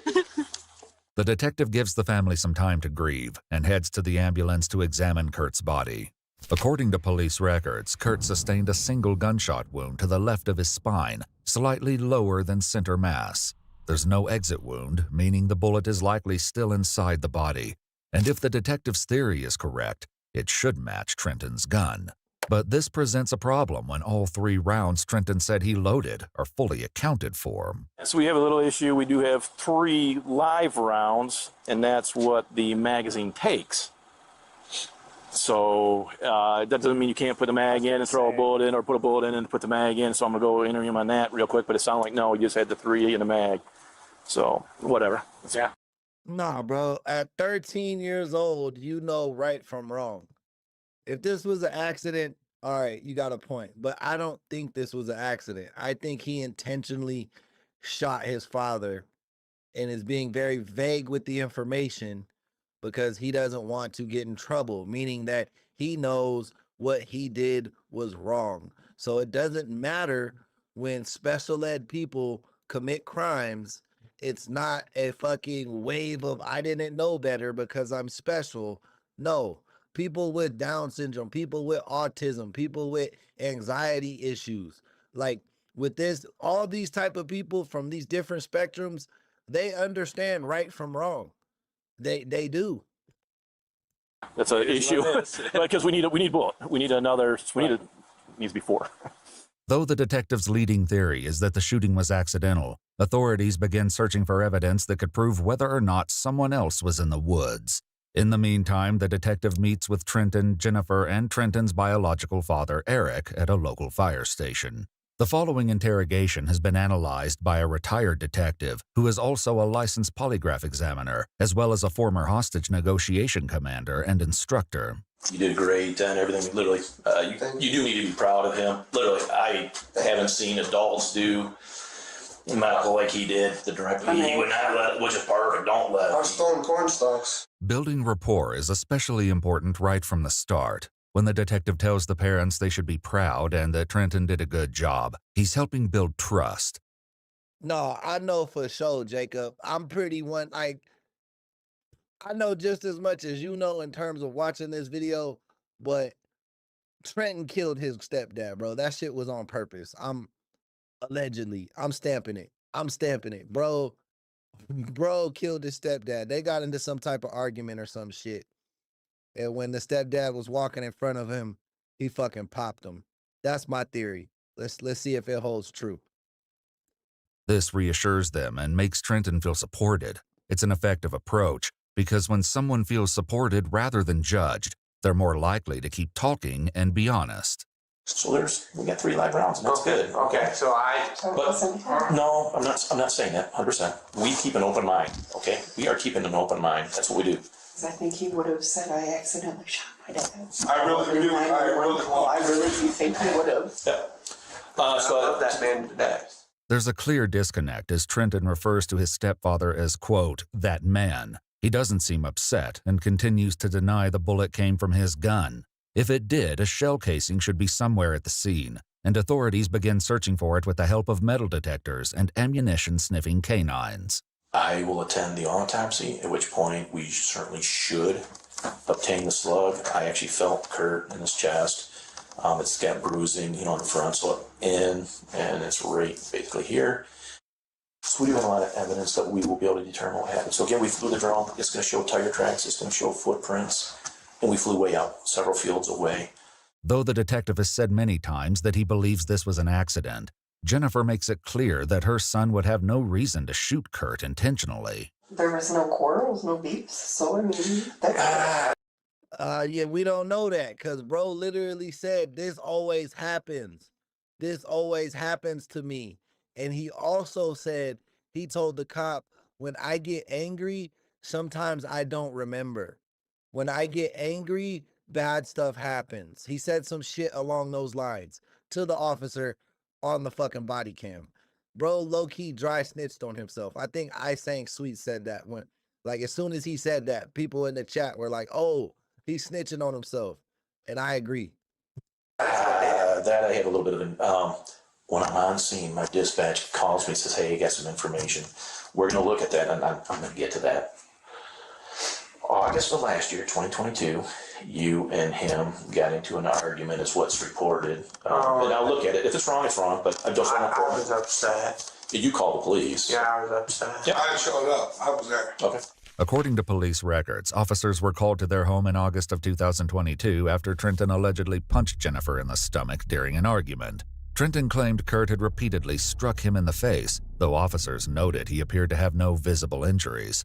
After speaking with officers, Trenton admitted what he did was wrong and said he needed mental help. Jennifer shared at the time that Trenton had not taken his medication. I forgot to tell you, Detective, I do have PTSD. From what? Oh, the foot, yeah. Yeah. He showed me his foot. That looks and I'm pretty rough. surprised that I didn't shoot a firearm with PTSD, because not too many people can do that. Jennifer would later explain that Trenton once cut his... Yeah, bro. That's what I'm saying. Adam, thank you for the sub. Lucas said he has autism and he never shot nobody in the back. Right. People with these type of complications, you know what I mean? Difficulties that they got to fight through. Like they see struggles that me and you don't see as people who don't deal with those illnesses. But that doesn't mean they're not human, that they don't know right from wrong, bro. Like they still live lives. A lot of people still live like normal lives. His foot after jumping into a lake. The injury became infected, leading to a partial loss of feeling. Setting aside the past for now, the detective returns to the facts at hand. Nobody else, footprint-wise, was in that instant field right there. There's 3 fields, kind of close. You have rights. He might not have been intentionally trying to kill him. Like it wasn't an execution style murder. He told you he's impulsive. Bro already told you he's impulsive and can't control his emotions, which means he probably just got mad at something, shot dude in the back, then came back to earth like, oh shit, I'm gonna go to jail. I just shot my stepdad. He like literally. Nobody else, there's no other tracks. When I show up, it's us creating tracks. So I'm confident. I'm afraid of. But I'm confident nobody's within 400 yards of where this occurred. One thing that does look like maybe it was an accident close by is because of that, what we call burning, or the gray black around. It's on orange on the jacket. That's close. You would think. That's super close to Char. Like yep. Yep. I don't know what was moving. That was. What I don't see is any other holes. Would you testify that's consistent with 8 yards? If I need you to. I mean, that's close. There's the burnings on it. Yeah. I mean, No, you have rights. I don't think you understand the law. Impulsive would be murder 2, not murder 1. Murder in the first degree would mean he knowingly tried to kill that person. Murder in the second degree means that he impulsively killed him. Just because you're impulsive, that doesn't exempt you from crime. What the fuck kind of defense attorney are you, bro? That shit would never, ever, ever, ever work in any court of law. super close. Trenton is very scared and stressed at this point, and he's squeezing his fingers and hands so hard that they're turning white.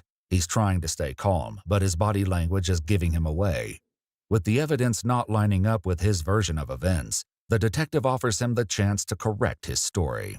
This is what I want to do. I just wanted to give you that opportunity that, hey, I'm a man and a son of a... I accidentally did something. That's that. Because I have to give a recommendation. This is all said. I can't remember. Okay. Why do you think that is? Any idea? Because when I usually don't take my meds, my mind screws with me. That's another reason. My mind screws with me. If you don't remember that, and if that's what it was. Yes, murder 1 is premeditated, but premeditation can happen seconds before the murder. It doesn't have to be like thoroughly planned out. You know what I mean? Like me and you could get in a fight and you could say something to me and I could say, I'm going to murder you. And then I murder you. That's first degree murder because I've already said I'm going to murder you. And then I murdered you. Like I was premeditated. Even if it was instantly right before the fight, I determined I was going to murder you. So that's premeditation.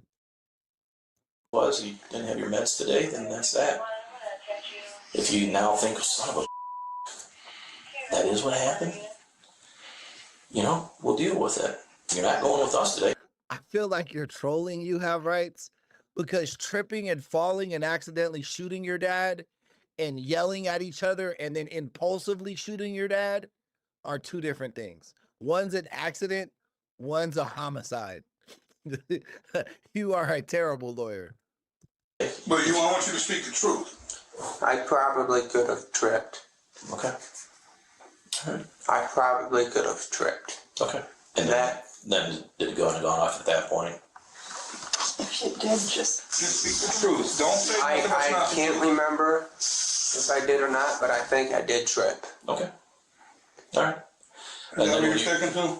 Yeah. You're not saying nothing else. I think I did trip. Okay. Trenton's mother appears sad, but it's easy to see that for whatever reason, No, you have rights. You're all the way wrong, bro. If we're in a car accident, right? Let's say I'm text messaging and I run you the fuck over. My intention was never to run you over. My intention was to send my text message. But I'm still going to jail for vehicular manslaughter, bro, because I murdered you. Like, I don't know what you're arguing. she doesn't believe his story. Well, then I'll ask you, did you ever? If I did or not, but I think I did trip. Okay. All right. Is that what you're sticking to? Yeah. You're not saying nothing else? I think I did trip. Okay. Trenton's mother appears sad, but it's easy to see that for whatever reason, she doesn't believe his story. Well, then I'll ask you, did you shoot him on purpose? No, I didn't. But Trenton's admission is only the beginning, and the detective's work is far from over. Meanwhile, a friend of Kurt's has just arrived at the fire station, and a deputy heads out to speak with him. You are Dave. Dave. I was his new best buddy. We're hunting together. Okay. We've been having a lot of issues with guys to the neighboring property. And I think they need to be questioned. What I can tell you at this point, it appears that this was an accident. Okay. I know you've got some concerns with bordering neighbors and stuff. Oh but, yeah. I don't want to say that 100% that nobody else is involved, but this appears from the evidence that we have collected that this was an accident. Oh my God. I'm sorry. It's Trent. He's okay. He's okay. Oh, this poor kid. Am I a bad person? No. I kind of would like to see you on the fire department because you did so good out there. The detective gives Jennifer a tissue, but offers none to Trent, as he is still not crying. Everything you did after the accident, and even that accident, to be able to pull that off after an accident, to do as good as you did, the words you were saying, love you and stuff like that, everything was great. But first of all, 911. What did Trent say? He loved him. Wanting to see for himself exactly how the accident unfolded, the detective asked Trenton to demonstrate how he was walking while holding the firearm. I kind of went. You know what? You go ahead and stand up and just demonstrate. Why don't you stand up if you want? It was a freak accident. And I was walking and I tripped. I'm like, I think he's lying for sure. Well, one, he doctored the evidence on the scene. It looks like he got rid of the round that he shot bro with, like the shelling. And then he doctored 3 unspent rounds so that he could say, I didn't do this.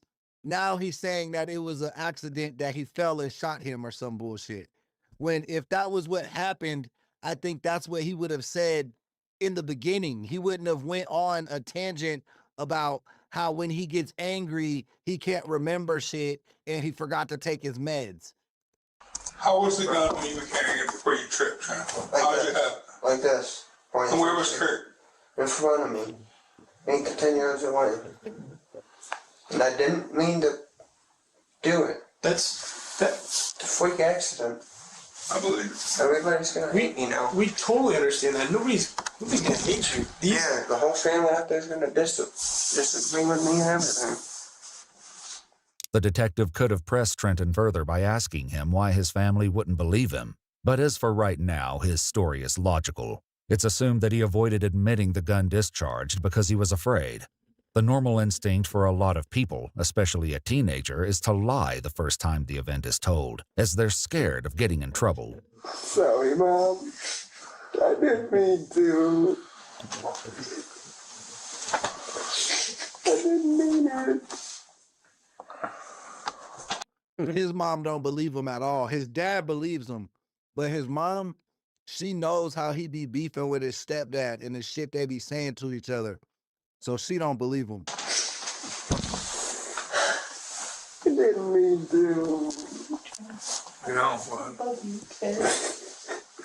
And he loved you and you loved him. I didn't mean to. Following his apology, Jennifer gently touches Trenton's shoulder, but soon pulls away. The detective ends the interview with the family for now, and Trenton apologizes for the earlier deception. I'm sorry I didn't tell you guys the truth, sir. Hey, the important thing is we sat down and it all came out, okay? But there are many questions that still demand answers. There is one last thing, though, that I want to be like, you've been a man here.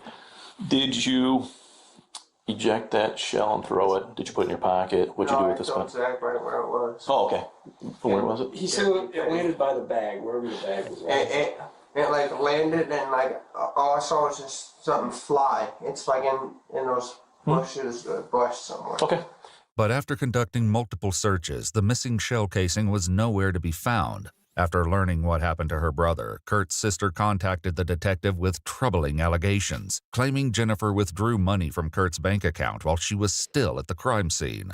Eric and Jennifer later met with investigators to address the concern. Someone told me that while you were on scene, you transferred, and this doesn't mean you did anything because it doesn't even make sense to you. I mean, it's not like you told Trent to go kill him and then Trent shot him. I don't believe that that's the case, but nonetheless, on scene, you transferred money out of Kurt's bank account to another account. That doesn't mean it's illegal. I'm just simply telling you. Yes, so it is. okay. And I'm not afraid to tell you the truth. Yeah, no, go ahead. I don't know. I didn't know what it was going to do for the kids and I, and to pay our taxes. I got no issue with that. But I mean, when people say something, I look at it. I No, don't I'm not going to lie about it. No. So how much did you pop out and move? $5,200. My taxes were almost $3,000. Yeah, it's not even $5,200. It's not worth. I mean, not even really worth it. You know. Jennifer believes Kurt may have had a $15,000 life insurance policy, but it was terminated earlier in the year for non-payment. Nobody ran out, took that gun from his hand. You know, over this $15,000, you didn't take the gun, shoot Kurt, hand it back to Trent, and then take off. Your shoe impressions aren't out there. There's no little girl shoe impressions. There's no shoe impressions when I get there except for, Trent and Kurt's and the deer. No vehicle tracks right there, so. Said that wouldn't have been worth his life. It didn't happen. I'm just saying, I mean, what you're telling me and this stuff, it came out, it didn't happen. While Jennifer firmly denies any involvement in Kurt's shooting, she also doubts that Trenton played a role, believing his admission to tripping may have been coerced. He was pressured into saying that because when he's at home, like it'd be like, hey, did you do this? And it could be his little brother that broke something and he'd be like, I did it, I'll clean it up. And he will take the blame for something he doesn't do. So him agreeing with me that he tripped and the gun going off, him agreeing to that, whatever, it's just whatever. We're going to match that with a gun to make sure that is what occurred. If this happened the way it seems, there's no, sorry, Lord, no way it was on purpose. He had no reason.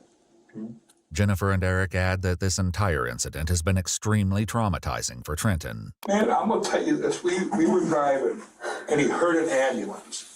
And, dude, he grabbed his ears and just started wailing and just... Anger will kick in because he said, we killed him.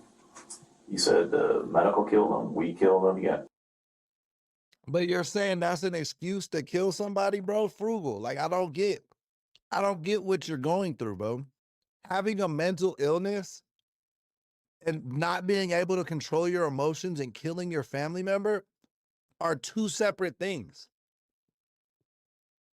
You're going to have to treat that mental illness in jail now for life. You took a life. You can't give that back. There's no excuse for that. If that's what you're doing, you should not be free. Pissed at us. You guys always kill people. You guys always do this. So those are concerns for me. Okay, when something like you said, whatever he trips off and he goes, we didn't kill him. We know that. I know, but nonetheless. So there's something, again, that's what the doctors, where there's something going on with him that does certain things. Our son. If it was his kindness, but God had plans With these rumors addressed, there's little the detective can do but wait for Kurt's autopsy results before deciding how to move forward. But the case becomes further complicated when a deputy receives concerning Snapchat messages from a social worker, revealing communication between Kurt's 16-year-old daughter and her close friend. In the messages, she writes, "I think someone is after me. I know it sounds crazy. There's this guy I keep on seeing who's nearby in this vehicle, or maybe Trenton or even Jennifer. Something is wrong." The detective later spoke with her to address these concerns. Do you literally think anyone's going to harm you? Are you afraid of anybody harming you right now? It's not necessarily that I'm scared. I've always had my dad. Mm-hmm. He's been the only one that's been there since I was born that I still have. Mm-hmm. And I feel unsafe in life in general without him now. That's kind of what I was meaning to say. But one message she sent was very clear regarding her fears. Kurt's daughter writes, "I feel like I'm next. Trenton has almost shot him before hunting. He used to threaten to shoot us all and put a gun to my dad loads." So there was an incident a few years ago where Trenton and my dad were arguing. Trenton got mad. Jennifer wasn't there. I was sitting on the couch. Trenton walked out of his room with one of the guns, and it was loaded, and he was threatening to shoot everyone and everything because he was mad. And then my daddy had to kind of like push him back and everything, and Trenton tried wrestling him, so my dad kind of had to restrain him a little bit. My dad just, I don't know, he told Trenton to put the gun down and everything, and he yelled at Trenton. He didn't like back down or anything. He just stood his ground right there, like he did not move. And he was telling Trenton, and he grabbed the gun out of Trenton's hand and everything, and he told him to go to his room. Despite this incident, she makes one thing clear. They've had some fights in the past, but Trenton also has disability too. Mm-hmm. And he has some anger issues, but it's really complicated. Like, my dad, I know my dad loves him. But there's something else she isn't telling the detective, and another message that has deeply disturbed. Oh yeah, there was hella red flags that this shit was gonna happen, bro. Hella red flags. Bro's been threatening them numerous times. Like, are y'all still caping for Trenton? Are y'all still caping for Trenton? Y'all don't think this man's a cold-blooded killer? Y'all still think he should walk free? Chat, let me know, because y'all wilding on this one. Some of y'all are wilding. Disturbing implications will soon need to be addressed by the family. By January, Kurt's autopsy has been completed, and the detective contacts Trenton for a follow-up interview, as there are critical details to review. He arrives in the company of his parents, as well as his attorney. We used 2 canine, state police canine dogs. We used metal detectors. We did not find it. Did you end up taking the spent one and just put it in your pocket? Nope. Okay, so where is that spent shell casing? Should still be out there in that field. Okay. It did match, the slug from that gun did match the one that I removed from his body. So it's confirmed that bullet came from your Savage 350 that you had. So when you walked, our DNI... As soon as bro said he had anger issues, Razor, I was like, who the fuck would take a kid who's fighting mental illness hunting, bro? That just don't seem safe. This dude's like, who's letting him play with guns and shit? Bro had his own guns and shit for hunting. Like, no, bro is not responsible enough for that or intelligent enough. His IQ points are way too low. This is the common fucking suspect in murder crimes, is a white guy with mental health issues. Look at the statistics. And my DNR officers walk the exact path all the way around. 1, to make sure there's no other foot and shoe impressions, and 2, to make sure there's no vehicle impressions. But when they did it, they're like, literally, it is like one person walked. And by that, I mean, you're walking right in his footsteps the entire distance of approximately 600 yards. And then he's walking right inside the steps the whole way. Oh, Dad? Yeah. And it looks like there's just one set of tracks, but there's double tracks. So he is literally in every track. Must be that cognitive thing, probably being a little, it's just something like he's doing. Kid. Yeah. They walk in the track. Wow. And I'll just ask you, is that something that you know cognitively, or you purposely are thinking in your head when you walk? Is that something you do? That's what he just told me to do. Walk in his footsteps? Did he say why? Or do you know why he would do that? Or you know why? Makes less noise. I'm an avid hunter big time, and it's not something I've ever done. Yeah. Michigan hunter safety guidance states that a hunter walking behind another person should carry their firearm with the muzzle pointed away from them, something that Trenton demonstrated during his first interview. When he did, Trenton's right pointer finger twitched as if he was pulling the trigger of the rifle. A trip and fall, in theory, the gun should go off. You know, trip and fall, it should go off here, so the bullet should be over here towards the road. And there's a degrees of missing. Not only did you not miss all this, the bad news is you hit dead nuts, which is straight. Right to left, top to bottom.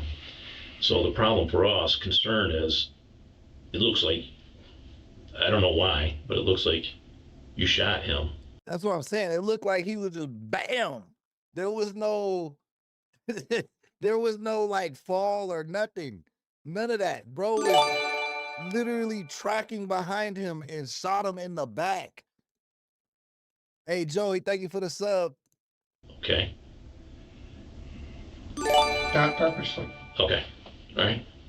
What also leaves the detective concerned is a comment Trenton made while they were waiting together at the scene. You're sitting on the ground at one point, and you're rocking back and forth.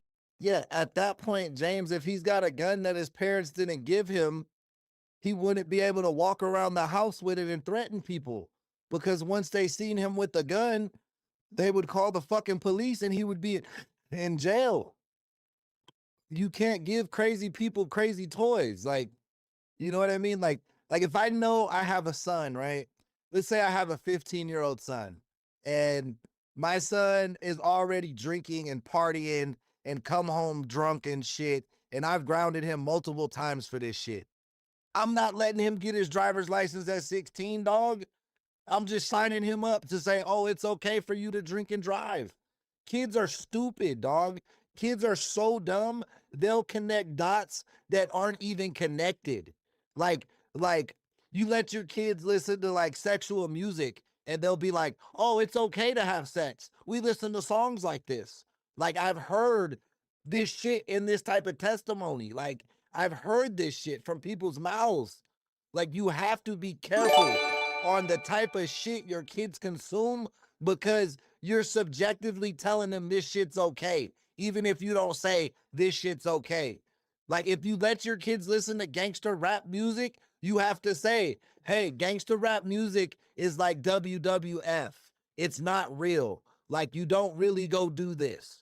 You have to give disclaimers. Like, if you're gonna allow kids to do shit, just like when you teach a kid how to drive or you teach a kid how to use a gun, you have to feel that they're mentally responsible enough to understand the fucking the what's the word I'm looking for?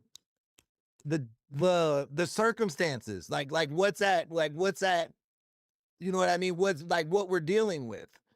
Like, this shit ain't no fucking cap gun, you know? Forth, crying, which is completely understandable. Saying things like you can't die. And then you just instantly turn to me and go, oh, it's a beautiful day.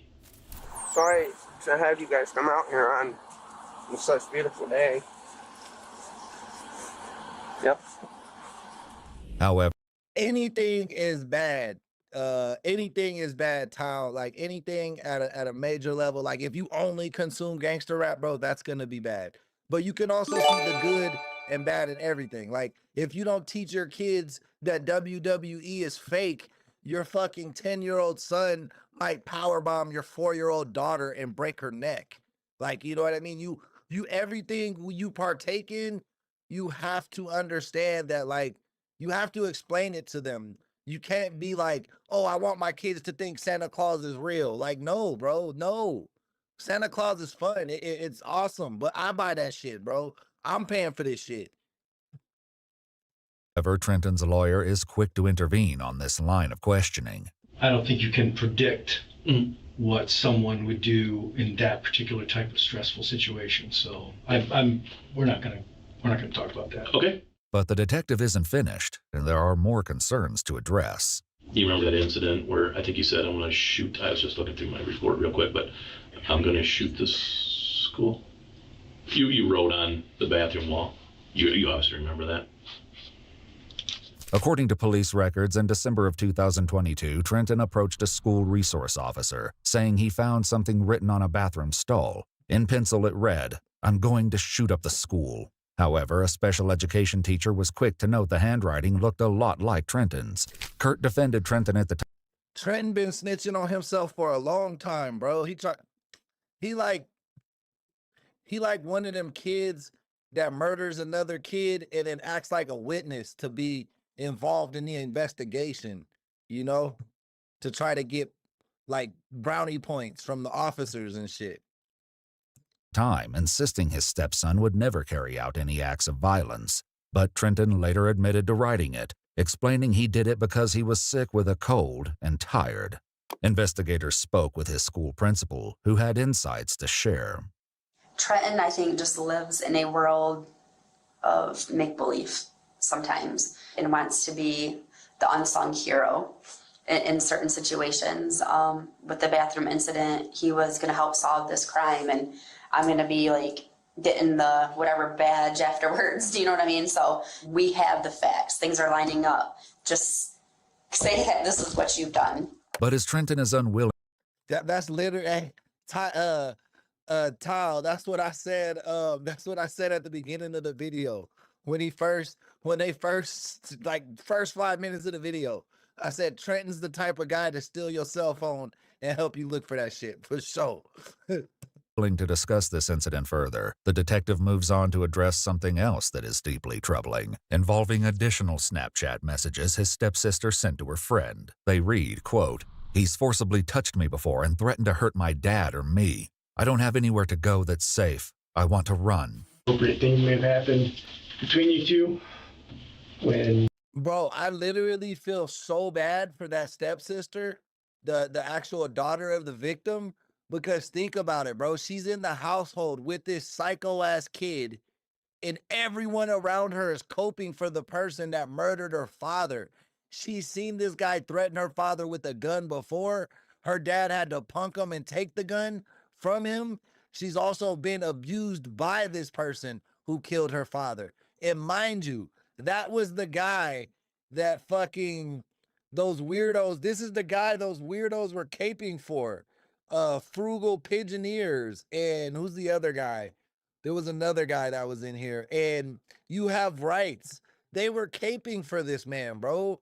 They were caping. They wanted to save this man. And he's literally torturing his stepsister in this way. This whole family is. Mom and Kurt weren't present at the home. She said this happened over the past couple of years. Okay, so, and she was just estimating. She said she could count about 10 times this past year. Lynn, I don't think you should do that either. I think that's a really bad way to go about it. To like shield your kids from the world. Like, man, no, you got to show them it. You got to show them the world. You got to let them use their free will. You got to understand that God is stronger than evil, and they will use their free will in a righteous way if you instill the right things into them, you know? But yeah, I don't think so. I think that's like, once they get into the real world, bro, they're gonna fucking, oh man, hell no, bro, hell no. Year of you in her presence. No. Okay. She also said that, I believe you're going to Dad's house one day, and you went to go give her a hug, and you had one arm around her like this, and then with your other hand, you reached up and grabbed her breast. Did that ever occur? No. No. In another instance, she said that you were all in the living room sitting on the couch watching a movie, and you kind of reached like through the cushion and up and grabbed her butt area. No. Do you know why she would tell us? Why she would make that? Does she hate you in other situations? Has she made up other stuff about you like that? Or what? I mean, I think she'd be jealous because I was hanging with Kurt all the time. I want to face my accuser. Well, she's not accusing you. I guess she is. But whatever. And at this point, I hate to say, I'm the accuser at this point, okay? The detective previously spoke with Jennifer and Eric in private regarding these allegations. This is my first time hearing about any of it. And she didn't say she told you. She said she did say she mentioned stuff to you once these allegations came up. She said she mentioned it to you. According to Jennifer, she had no knowledge of any of these claims, and even explained she had cameras set up around the house that would have captured any inappropriate behavior. Yeah, I agree. That's a good point, Lynn. Yeah, when they're real little, keep them coddled. Like around 10, it's okay. You could be a little more loose. I've never seen. But like I said, you got to give them everything you spoon feed them. You have to give them with a grain of salt or a warning. Like, hey, it's fun to listen to gangster rap because it makes us feel brave, but you don't do this to people. Like, this isn't real. Like, these rappers aren't really going to do this stuff. They just say that because it sounds cool. Like, it sounds fun to say wild shit sometimes. You know what I mean? Like, it feels fun to say crazy stuff sometimes, even if we don't mean it. And then, same thing with like WWE wrestling. Like, yeah, hey, like, yeah, I know you love Hulk Hogan, son, but don't fucking choke slam your little brother because he will get hurt. Like, they're actors. They're pretending on television. They're not really choke slamming each other. And then, in terms of sports, if you're watching boxing and stuff, you're like, hey, this is a sport. These are athletes. They're competing. They're not just fighting each other in the street for no reason. Like, they're prize fighters. They fight for money. Like, that's their job, son. It's not your job to go beat up the kid at fucking school. Nobody's paying you to do that shit. So don't do that shit. You know what I mean? Like, once you introduce these type of things, like, you have to give them a grain of salt or a warning or just let them understand the full picture. You know what I mean? Don't let them gaze into adult themed fucking shit with children's eyes. You have to put them goggles on for them. Anything like that on Floc Camera. Gotcha. Yeah, just like movies, Rick Miller. Like, we don't like we watch The Punisher, right? Everybody, or fucking any of these like action flicks, and we watch a guy kill a million fucking bad guys, but that's not how the real police. Like, that's not how the real world works, It was When you put the cameras up, Bro said Tupac will shoot you. Camera in the living room? Okay, try No, the camera in the living room sat right in front of the TV whenever we would leave. It would capture the whole living room and even Trenton's bedroom door. But the detective made it clear that he wasn't there to debate the truth of the allegations and instead wanted them to consider the chilling possibility that what happened to Kurt was no accident. my biggest concern is if nothing happens with Trenton, does he ever really learn anything? And then you guys, let's say he does something stupid in the future, gets married, not saying getting married is stupid, but gets married and then harms his wife. And he gets that mindset where, oh, I can do this, where he beats his wife or shoots his wife. You just did your son no justice. Now he's actually in prison, Yep. I could see him doing community service. Well, if he's wrong, he's wrong. Okay. And that's our son. I could see. I don't know. I'm different. My kids know I'm their dad, but I always tell them I'm your best friend. Like, I always tell my kids I'm their best friend. They're my best friend. Y'all my best friends. I love y'all more than anybody. I'll always tell you the truth. That's how I roll with my kids. Like, friendship, I don't want friendship. Like, I think too many kids be calling too many other people their friends, right? Friendship is almost as important as family, bro. You know what I mean? It's like the family we get to choose instead of the family we're born with. So I want to know my kids to know that I am their friend. I'm their father first, but I'm also their best friend. I will be a better friend to them than anyone they will meet in this world. Because even when they're grown-ups, I'll still be their father. But your relationship changes when they grow up. You know what I mean? And I want them to know that I'm always there for them. Like, some people be grown-ups and still treat their parents like their parents. Like, you know what I mean? Their relationship never evolves. And I don't want my relationship with my kids to be like that. See your kid doing community Right, but if he's wrong, I love my son. If he's wrong, he's wrong. As the group interview continues, Trenton is given a stern warning. It's going to look good to make sure you keep yourself out of trouble, don't get in fights. I'm just saying, if you got to punch your sister or punch your brother, if any of those things happen, I'm pretty convinced that they would say to lock you up. So I'm only telling you this because I told them before, and I just don't like to see you get in trouble. So prove it to everybody, prove it to yourself, prove it to your parents, prove it to me that you're in control of yourself. That's all I'm saying. So. But just weeks later, a shocking turn of events would bring Trenton back into the spotlight and send the case spiraling toward a new wave of disturbing allegations. On January 28th, Trenton allegedly assaulted 23-year-old Brad, who is the son of Kurt's close friend Dave. In a later interview, Brad explained what happened, stating the incident. Brad, you weak as hell, bro. You getting beat up by 17-year-old fucking special ed student? Well, he got that strong arm probably. He got that sped strength. The motherfuckers be strong as hell. I ain't gonna lie to you. All right, you get a pass. You get a pass. You get a pass. Began after they decided to hang out together and play with RC cars. He seemed fine. Everything all seemed fine. He just may have been a little bit more quiet. I don't know if that was because he was tired or if he was in his head thinking too much. When we're arriving to the RC place that my dad and I are a part of, just made the turn to go down the dirt road, and his younger sister calls him up. I lost your lizard. She couldn't find it for 15 minutes. They miraculously found it, but he still didn't calm down right away. He was still jittery, and he said he was feeling like his heart rate was too fast. His heart was pumping too much. Hey guys, make sure you hit that like button, man. Let's get up to 100 likes. I got a DJ horn for 100 likes, y'all. Let's get there quick.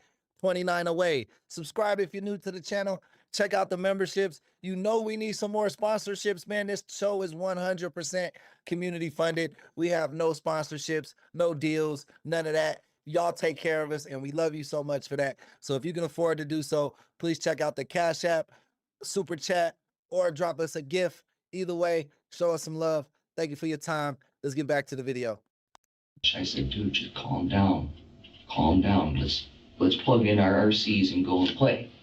According to Brad, someone he refers to as Santa Claus due to his appearance, gave Trenton a dab of marijuana to help calm him down, which seemed to have an adverse effect. And then he started mumbling Bro gave him some weed. He gave him the sativa.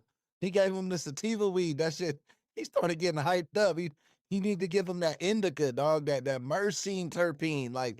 That's what chills you out. He gave him that limonene, and he got paranoid and beat you up, dog. He was talking to himself, or the angel demon thing, he was talking to two different, I don't know what. And then he turned to me and he's like, it's your fault. I go, what? He's like, I'm gonna kill you. And he started coming at me, walking up on me menacingly with a fist clenched. I said, dude, calm down. What's wrong? What's going on? Brad says he wanted to take Trenton home and settle. Bro gave him some drugs and he got mad paranoid. Him down enough to get him into the passenger seat of his truck. Seemed fine, and then in the passenger seat, he seemed to be talking to himself again, saying, no, I can't. Then he started demanding that I would stop the truck. Bro never smoked in his life, and he gave him a dab. And bro's on the spectrum, yeah, this wasn't a good plan. I mean, I don't know, bro probably smoked before, but I'm just making a joke, because who the fuck kills somebody off of a dab, dog, or attacks somebody off of a dab? I've never heard of that.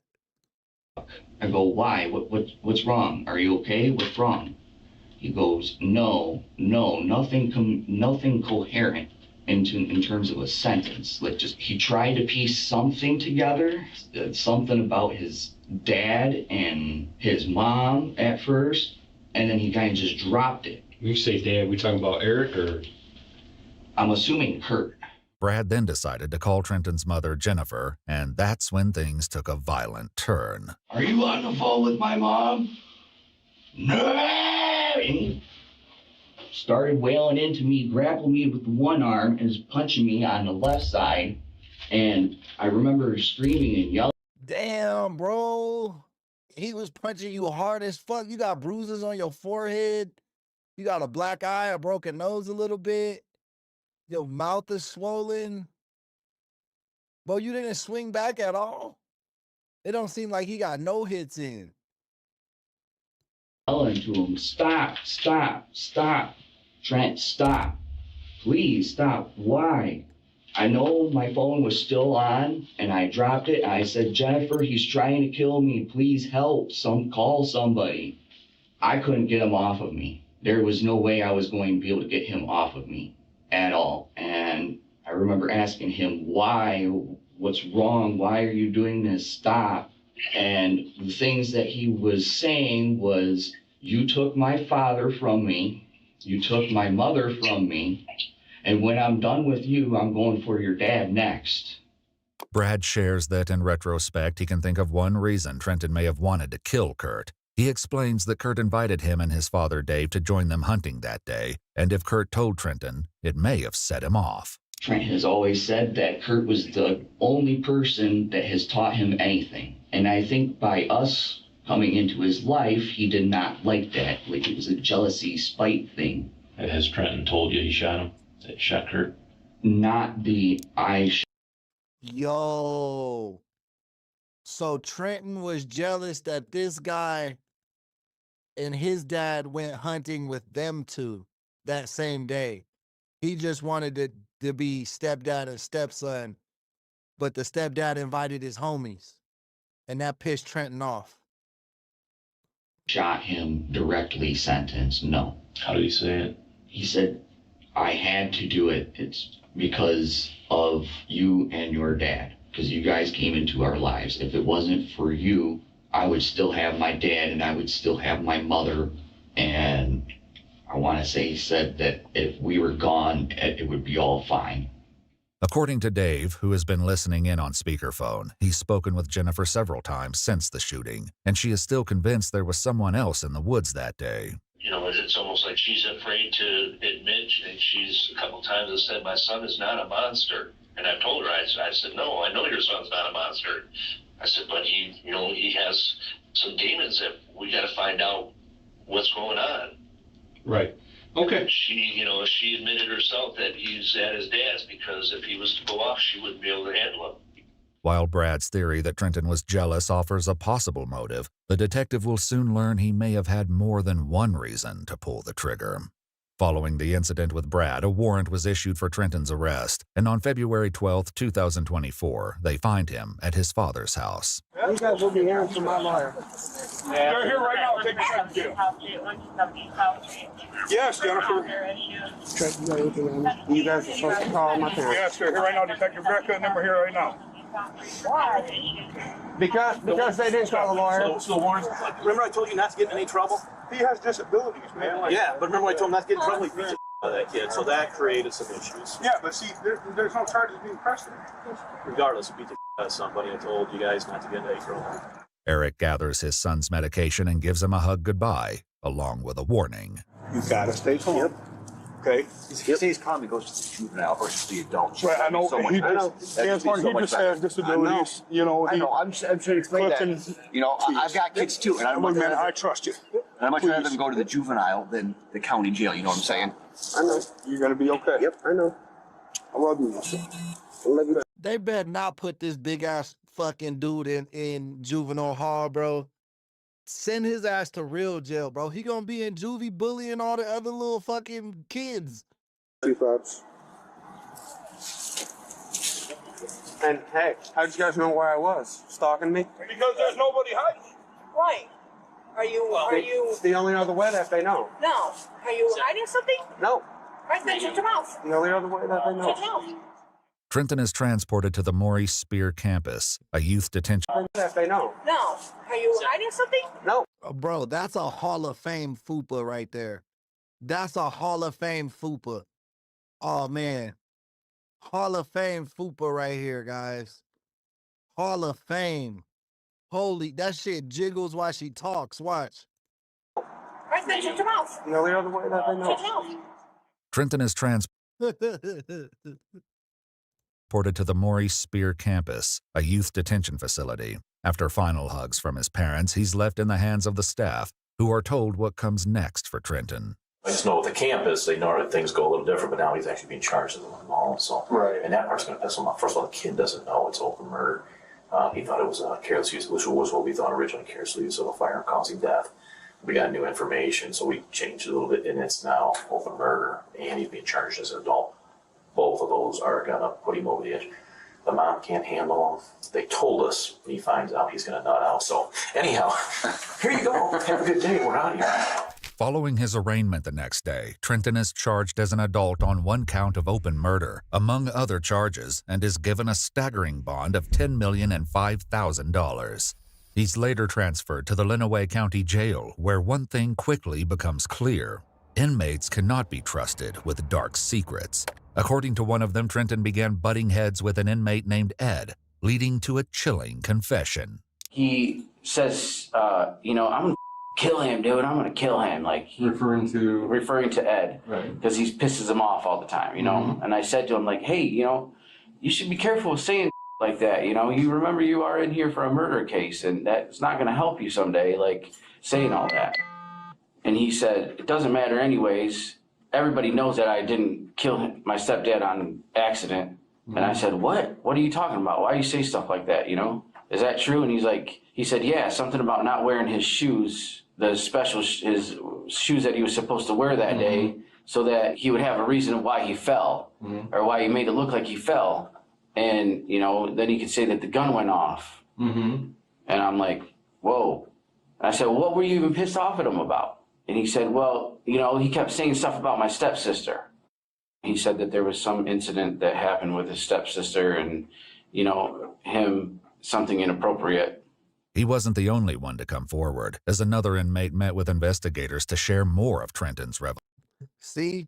So the stepdad was telling him basically like, you can't be beating up your stepsister, bro. That's a pussy move.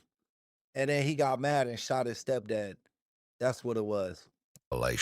First thing his words were, I'm here for a murder and it wasn't an accident. And I was like, well, how did all that go down? And he pretty much said there was some issues going on with his sister, which he tried to sleep with her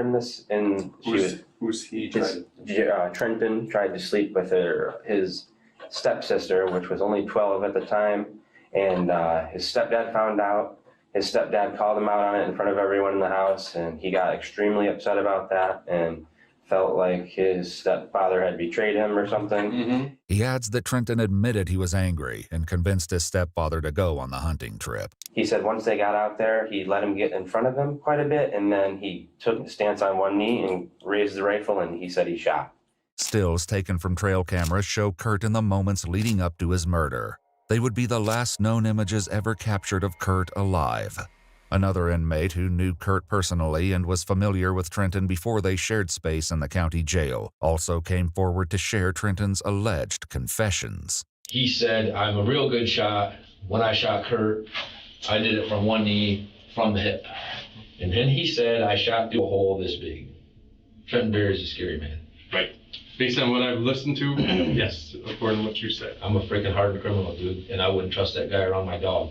According to the inmate, Trenton learned that his stepsister was planning to testify against him at his trial, and Trenton made him a disturbing offer. He said, you're getting out soon, you're getting out soon. My mom and dad, I can get money. My mom and dad, I'll pay you $5,000 if you kill that. The more I was around him, the more alarmed I was about how absolutely... Bro tried to set up a hit on his stepsister from behind bars? Man. Guaranteed, this guy's a psychopath. Just the way, I've been in prison for 21 years. Okay, I've done a lot of time, and I've been in all high levels. I've done everything you can do in the penitentiary, bad, good, and whatever. I've been around many, many murderers.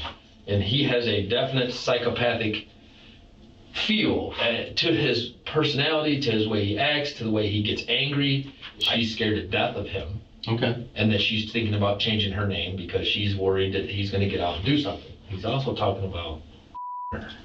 Was he? Yeah. That he was. Like he said he her several times, then it went a couple times, and he's back and forth on the amount of time. But the thing is, I'm not saying that these guys aren't trying to get out of jail early by snitching, for real. But at the same time, 3 different inmates from 3 different parts of the prison have fucking said this shit about this guy. It's not like they're corresponding as some type of aimed attack. You know what I mean? Bro is just yapping his fucking mouth in jail. was kind of disturbing too, because I mean, they're both young, 15, 16. I mean, not just, but the way he talked about it was weird. Like, I think he was in some fantasy, like he wanted to f her. You know, guys brag about girls in jail, and I get it, but not your sister or your stepsister. If he found out that Barry was trying to do that to him, that he would have walked over there and smacked the out of him and said, listen, dude, if you think that's going on in this house, you know what I mean? That's just Kurt. And I tell you right now, I got no problem taking the stand on any of this. And I would tell you right what I told you today on the stand, because he's a sick mother. In one Snapchat message, Trenton's stepsister pointed to troubling behavior he displayed at the fire station on the day of Kurt's death, writing, "He was walking around laughing at the TV while everyone was crying." During Brad's interview, Dave shared something that happened after Kurt's death that left him deeply unsettled. I have a memorial cross with a deer that I picked up in memory of Kurt.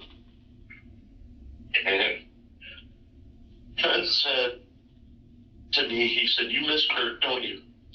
And I said, "Yeah, I do." And he had a look on his face that kind of struck me weird in his eyes. It kind of reminded me of, there's a picture. He was satisfied. That was a look of satisfaction. He was happy, bro. The joke. He was happy he hurt Dave by killing Kurt. Where he's kind of looking down and he's got a grin on his face and he's kind of like looking out of the top of his eyes, and it's just kind of like his eyes are just, they're like glowing. And he said that to me, looking at me, and it struck me odd. And it was almost like he felt like he succeeded at part of this plan. And when I seen that, I'm like, wow, I thought to myself, that's not Trent. Gratification. Yeah, that's the word I was looking for, Rat. That you hit it right on the head. Something's not right with Trent. He's got like that twisted look in his eyes. Sometimes he does this weird grin thing, and sometimes he doesn't. It almost seems like he gets excited talking about it, like he wants to talk about it. Each of the inmates who came forward agreed to testify in court regarding Trenton's confessions. This seemed to upset him, however, as he was later captured on camera writing a letter to one of the inmates, stating, "Ryan, you are a rat-ass." This would later lead prosecutors to consider adding a witness intimidation charge. Though his case was initially set to go to trial, Trenton Berry eventually accepted a plea agreement in November of 2025, pleading no contest to a reduced charge of second-degree murder, and all the remaining charges were dropped. He was sentenced to 12 to 50 years in. Bro, look like it. What the fuck, bro? Look at this shit. Holy shit, bro. It's scary as fuck. Imagine your daughter brought him home, dog. With this group. Imagine your daughter brought that home, dog. What the fuck? Look at the hairline, bro. Hold on.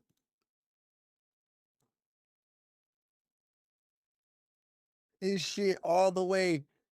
His hairline is like back here, dog. He combing that shit forward. He is 17, 18 years old looking like fucking Pennywise. It's crazy. In prison and will be eligible for parole in February of 2036 at the age of 29. Watch our full videos as they were originally made, with no randomly muted words or details cut. We've also dropped brand. Hey, that's not, wait, he not even going to jail that long. What the fuck? Pleading no contest to a reduced charge of second-degree murder, and all the remaining charges were dropped. He was sentenced to 12 to 50 years in prison and will be eligible for parole in February. Oh, 12 to 50. He ain't getting out in 2036, bro. I promise you they ain't letting his ass out. He's scary as fuck, dog. Look at bro. Imagine what he gonna look like in 12 years, dog. Like, hell no.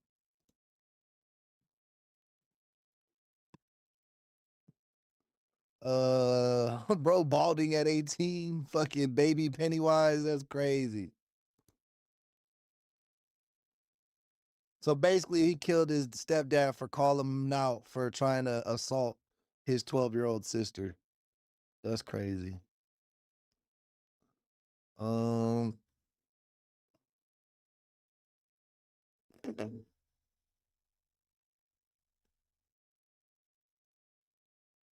traffic stop leads to horrific discovery in child predator's truck. How old are you? This is EWU body cam. I'm 41. Are you f***ing kidding me? You just turned 13 and he's 41. That is a pedophile. Oh, I'm sure they freaking all had sex. Guaranteed.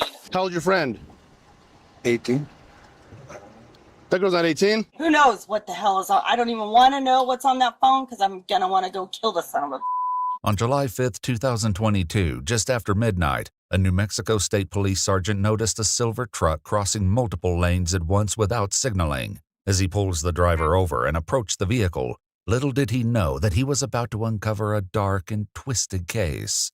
This report is based on police records, and while the initial traffic stop footage went viral in 2023, EWU has uncovered more horrifying footage that explains the full extent of this disturbing case. Who are these kids to you?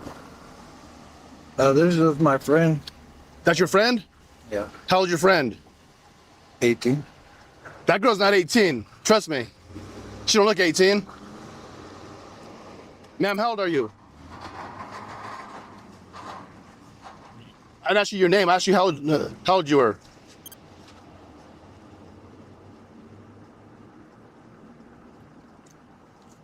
Bro, be picking up all these middle school kids, buying them McDonald's and liquor. What a fucking loser, bro.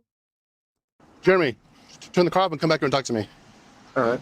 As Jeremy steps out of the truck, the sergeant makes an alarming observation. Why's your zipper, your buttons down in your crotch? Well, I probably just forgot. I'll button my zipper. Yeah, please button your zipper. Yeah. I mean, I had to take like a piss and While Jeremy's forgetting, He drunk as hell too. Yeah, he drunk as hell. He was probably swerving. That's what probably got him pulled over. This shit started as a normal traffic stop, and bro got a 13-year-old just chilling in passenger in his car that he's not a father to. to button his jeans could be due to the reason he described. Later discoveries would put this moment into a horrifying new context. I haven't been drinking. Can you explain why I can smell from your breath every time you breathe? And talk to me?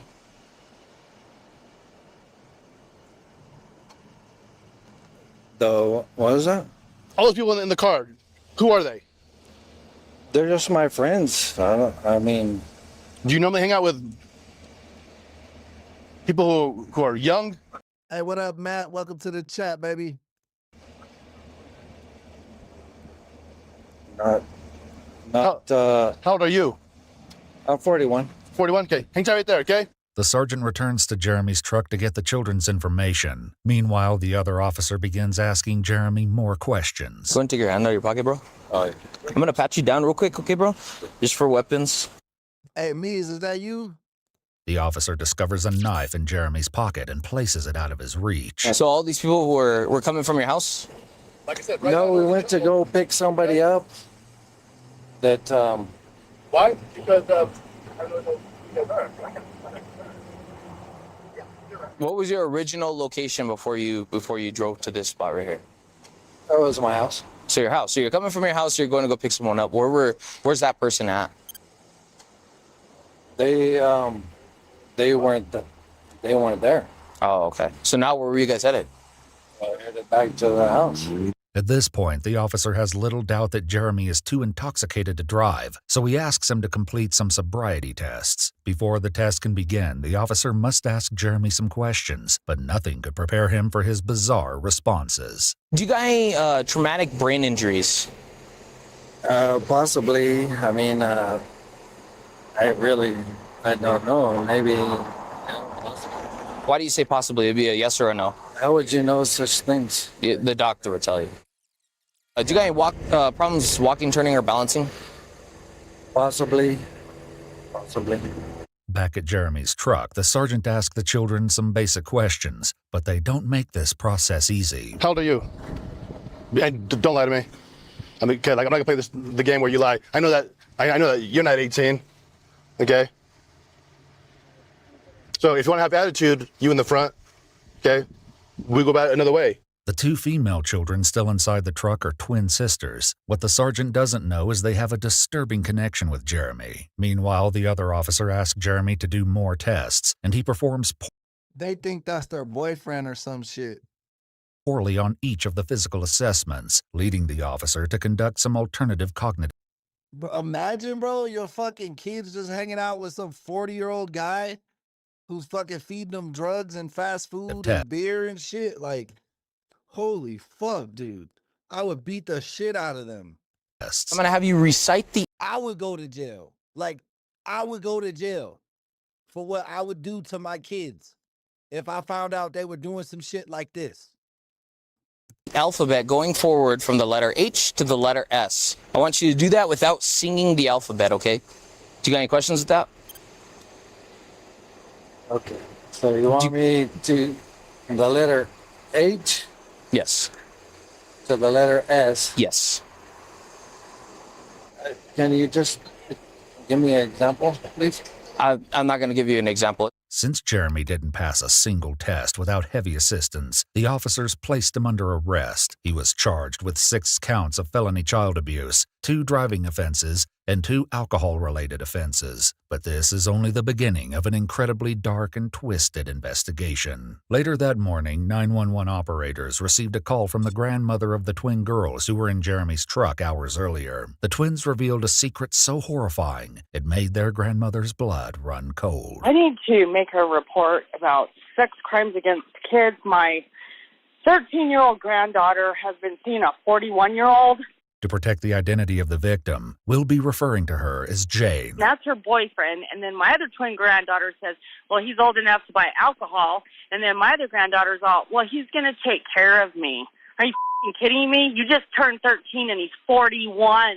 That is a pedophile. The 911 operator quickly dispatches an officer to Rhonda's home to gather information on the accusations. From the moment their conversation begins, Rhonda is understandably upset. I want to get him as a pedophile.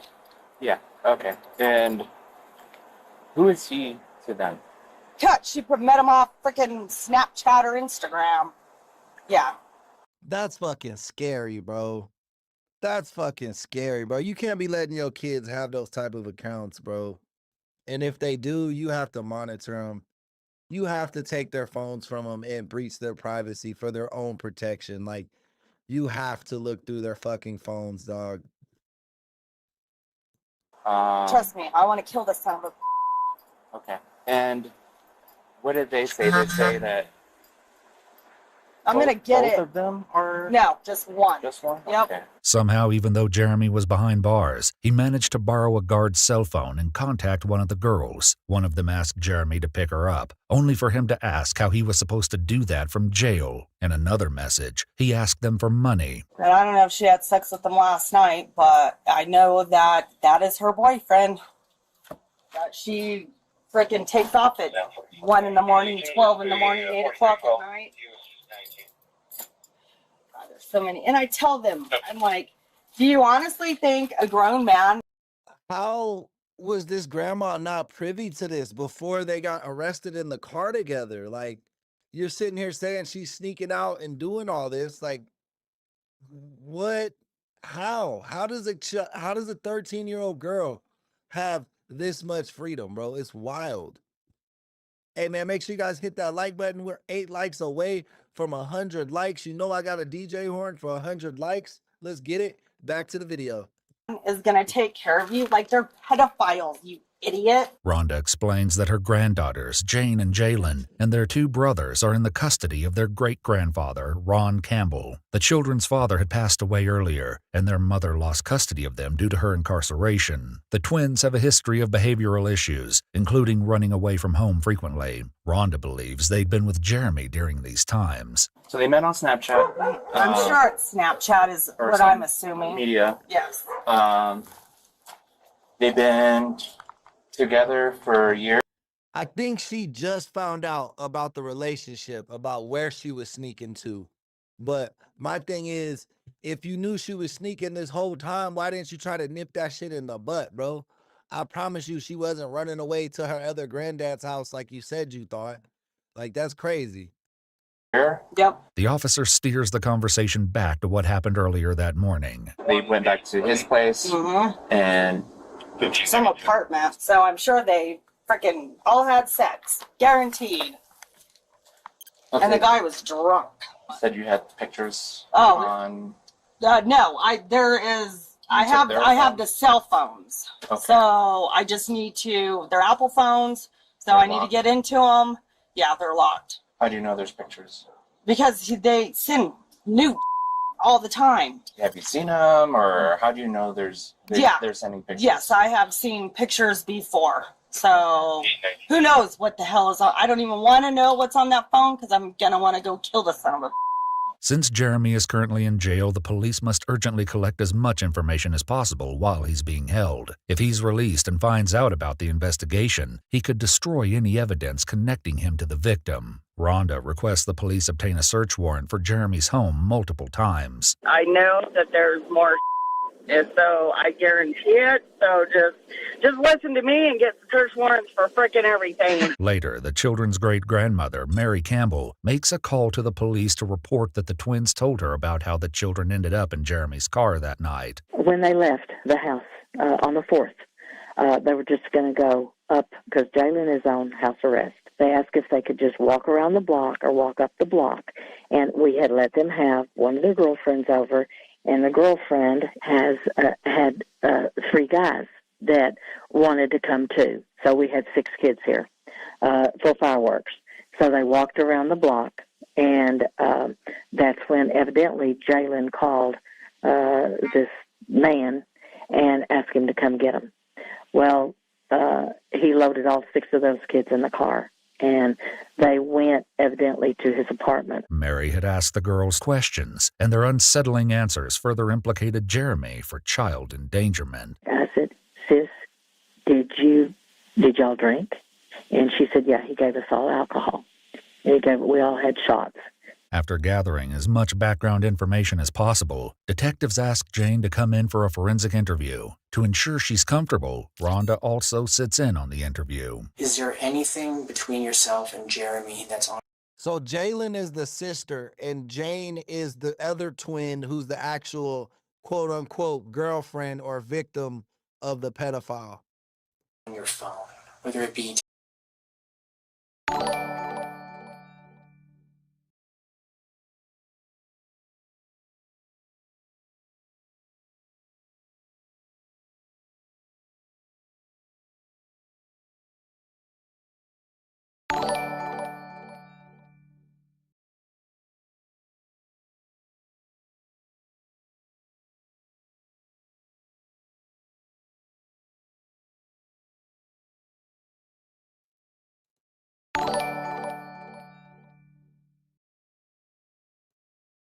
What the fuck?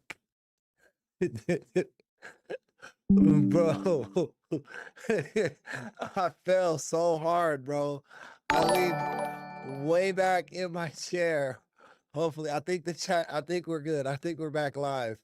But How old are you? I'm 41. Oh, Are you man. fucking kidding me? You just turned 13 and he's 41. That is a pedophile. Oh, I'm sure they freaking all had sex. Guaranteed. How old's your friend? 18. That girl's not 18? Who knows what the hell is on? I don't even want to know what.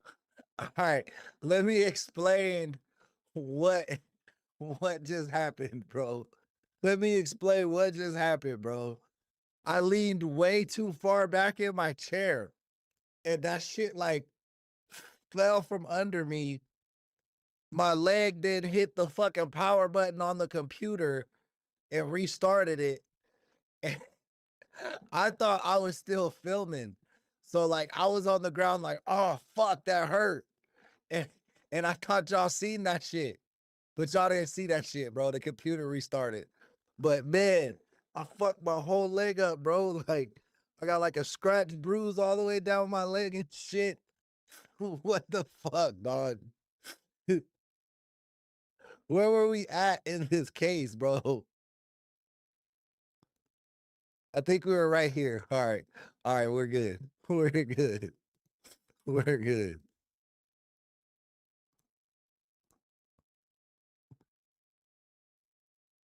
Bro, literally. Okay. But I restricted his account and blocked him for a while. When Jeremy contacted the girls from a jail guard's phone, they tried to call him, but he wouldn't answer. He asked them to pray for him and mentioned seeing them again once he's released. However, Rhonda then took over the message to taunt Jeremy, telling him to eat a honey bun. The message. Okay. But I is there anything between Settling answers further implicated Jeremy for child endangerment. I said, sis, did y'all drink? And she said, yeah, he gave us all alcohol. And we all had shots. After gathering as much background information as possible, detectives asked Jane to come in for a forensic interview. To ensure she's comfortable, Rhonda also sits in on the interview. Is there anything between yourself and Jeremy that's on your phone? Whether it be text messages, videos, pictures? For me and him to contact each other, we're just text. Just text, okay. On Snapchat? Snapchat, and he would text me on Instagram. Okay. But I restricted his account and blocked him for a while. When Jeremy contacted the girls from a jail guard's phone, they tried to call him, but he wouldn't answer.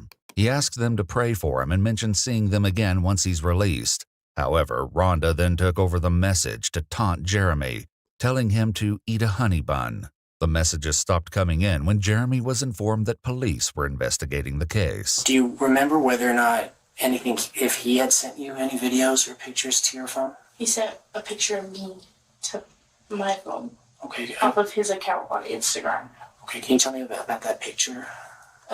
He did after he did to me, it was just a picture after. Was there clothes on or no clothes? No clothes. Okay. Did he send that to you or did he just show you? He sent that to me. Okay. But he didn't send the video that he took. Tell me about a video. Jane goes on to describe how Jeremy sexually assaulted her and made a video and took a photograph of it. Jane can't bring herself to describe to the detective what was happening in the video, so he offers her a pen and paper to write the distressing information down instead. The picture that he had sent you, was it a picture from that situation? That Hey, baby. Falling off the chair, and fall off the chair once a week. I did fall out the chair. You heard it? Is that what woke you up? Okay. But at least the ear out from London. Okay. I thought it was her dentist. I'm tripping. It went to the moon. Oh, okay. And yours is today? All right. I told you to go to Not Okay. from the DWI night. That was a different night. Okay. I'm sorry. But the night that with what you wrote down was the picture of that. All right, hold up. My bad. I got distracted by my wife. She always distracted me because she's so damn fine. But all right, this is what she wrote to the detectives. This is what the victim said. Told me that she felt uncomfortable articulating what he had done to her body, so she wrote it in words. His blank went inside my blank on a piece of notebook paper. Blank told me that she saw Jeremy hold his phone toward her and the phone's light was activated. It appeared to her that he was actively recording the experience. Informed me later that he sent her photographs of the incident from the encounter and that the photograph may still be on his cell phone. Not from the DWI night. That was a different night. Okay, I'm sorry. But the night that with what you wrote down was the picture of that situation. There's so many situations. There's 5 or 6. At the end of Jane's interview, she provides the detective with the names of Jeremy's social media accounts. Immediately after, the detective interviews Rhonda alone. He begins by asking what her granddaughters allegedly told her about what happened. Incredibly, Rhonda is about to reveal that her granddaughter was not Jeremy's only victim, and the other victim's story is equally appalling. However, we haven't been able to verify any of these statements. There was another girl, her mom has no idea that he sexually assaulted her at the hotel. He would park on dirt roads to have sex with her. I have a feeling this is the tip of the iceberg. Unexpectedly, Jalen has a different opinion about Jeremy despite what he did to her sister. He's a nice guy, don't press charges against him. What the hell? And I was like, why is she sticking up for him And then she wanted her phone so bad. And I was like, there's something that my gut is telling me there is something on the phone. There's something more to this crap. Went in there, tried to get the phone, and she fought us like crazy. We got the phone. The crap that was on that phone, I just about fell over. Although the police had Jalen's phone, they were unable to unlock it to access the data. Without this phone, they'd have no physical evidence of the text between Jeremy and the victims. When the detectives asked for Jane Hey, tall man, what it do? Welcome to the chat, baby. and Rhonda's assistance, the pair crafted a plan to get Jalen. Oh shit, 103 likes. I'm rocking with it today, guys. I'm rocking with it today. Let's get it going, man. Let's get them gifts popping too, man. We got the likes up. Let's get some subs going. Let's get some gifts going. Back to the show. Jalen's password. Yo, I got your phone. What's your password so I can go delete it? What's your password to your phone so I can go delete it? Your phone password.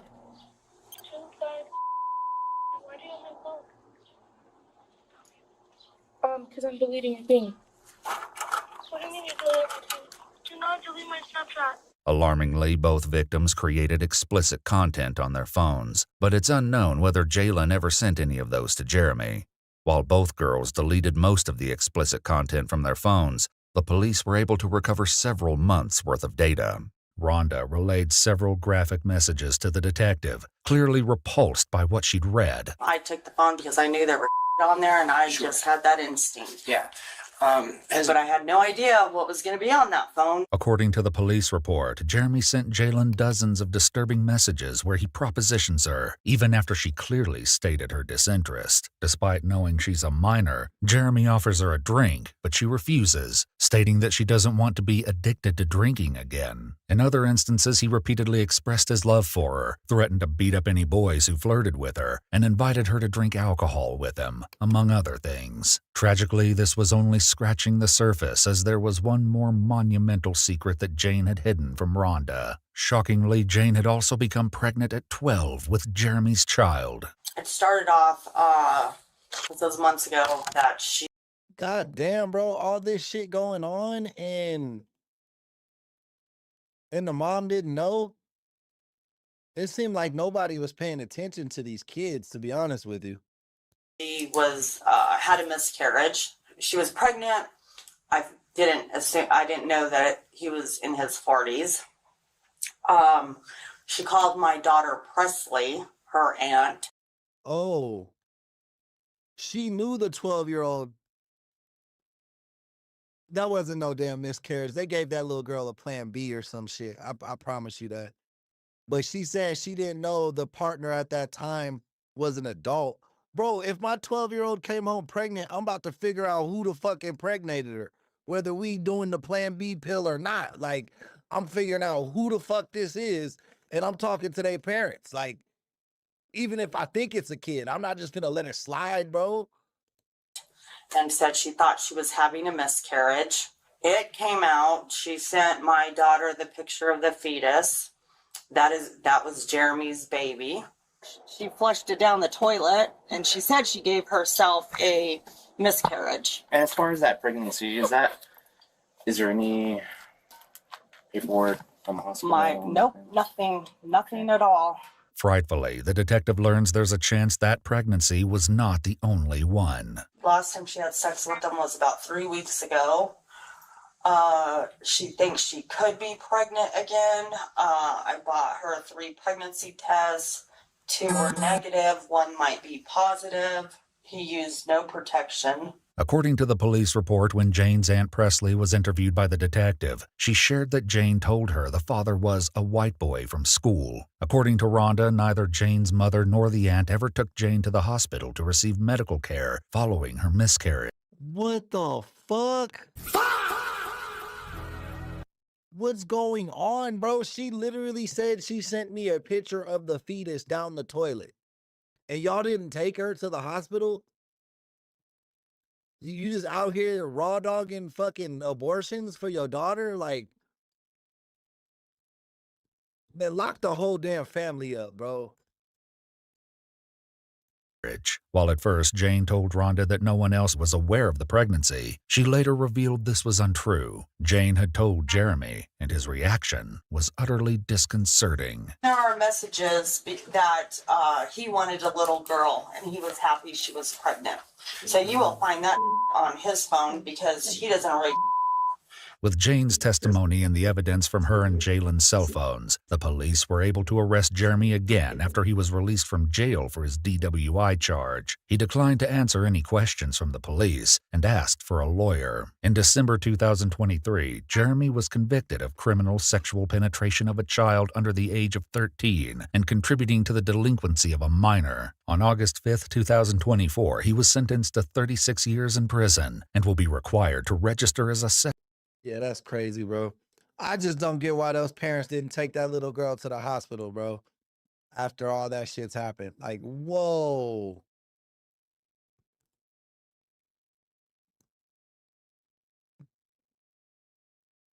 That was a fucking diabolical case, man. Bro got 36 years in jail. He'll always be on the registered list. He already 41, so he gonna be in his 80s by the time he get out, bro. Like, damn near 80 years old. All right, let's check this one. How to instantly ruin your career, arrest flicks. Let's go.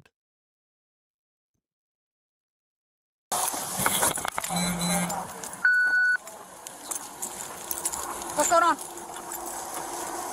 I got physical assault in my work here. in the area. Can you A couple weeks ago, brought a white BMW over there. I guys told together? Draver Price, this is my nephew. Okay, so you guys are together? This You're my gonna- nephew. I just got here, okay? You're gonna I'm have trying to to tell you what's going on. Okay, you're gonna stop getting aggressive with me because I just got Who is here. being You aggressive are. I with you? just got here. Chill out a little bit.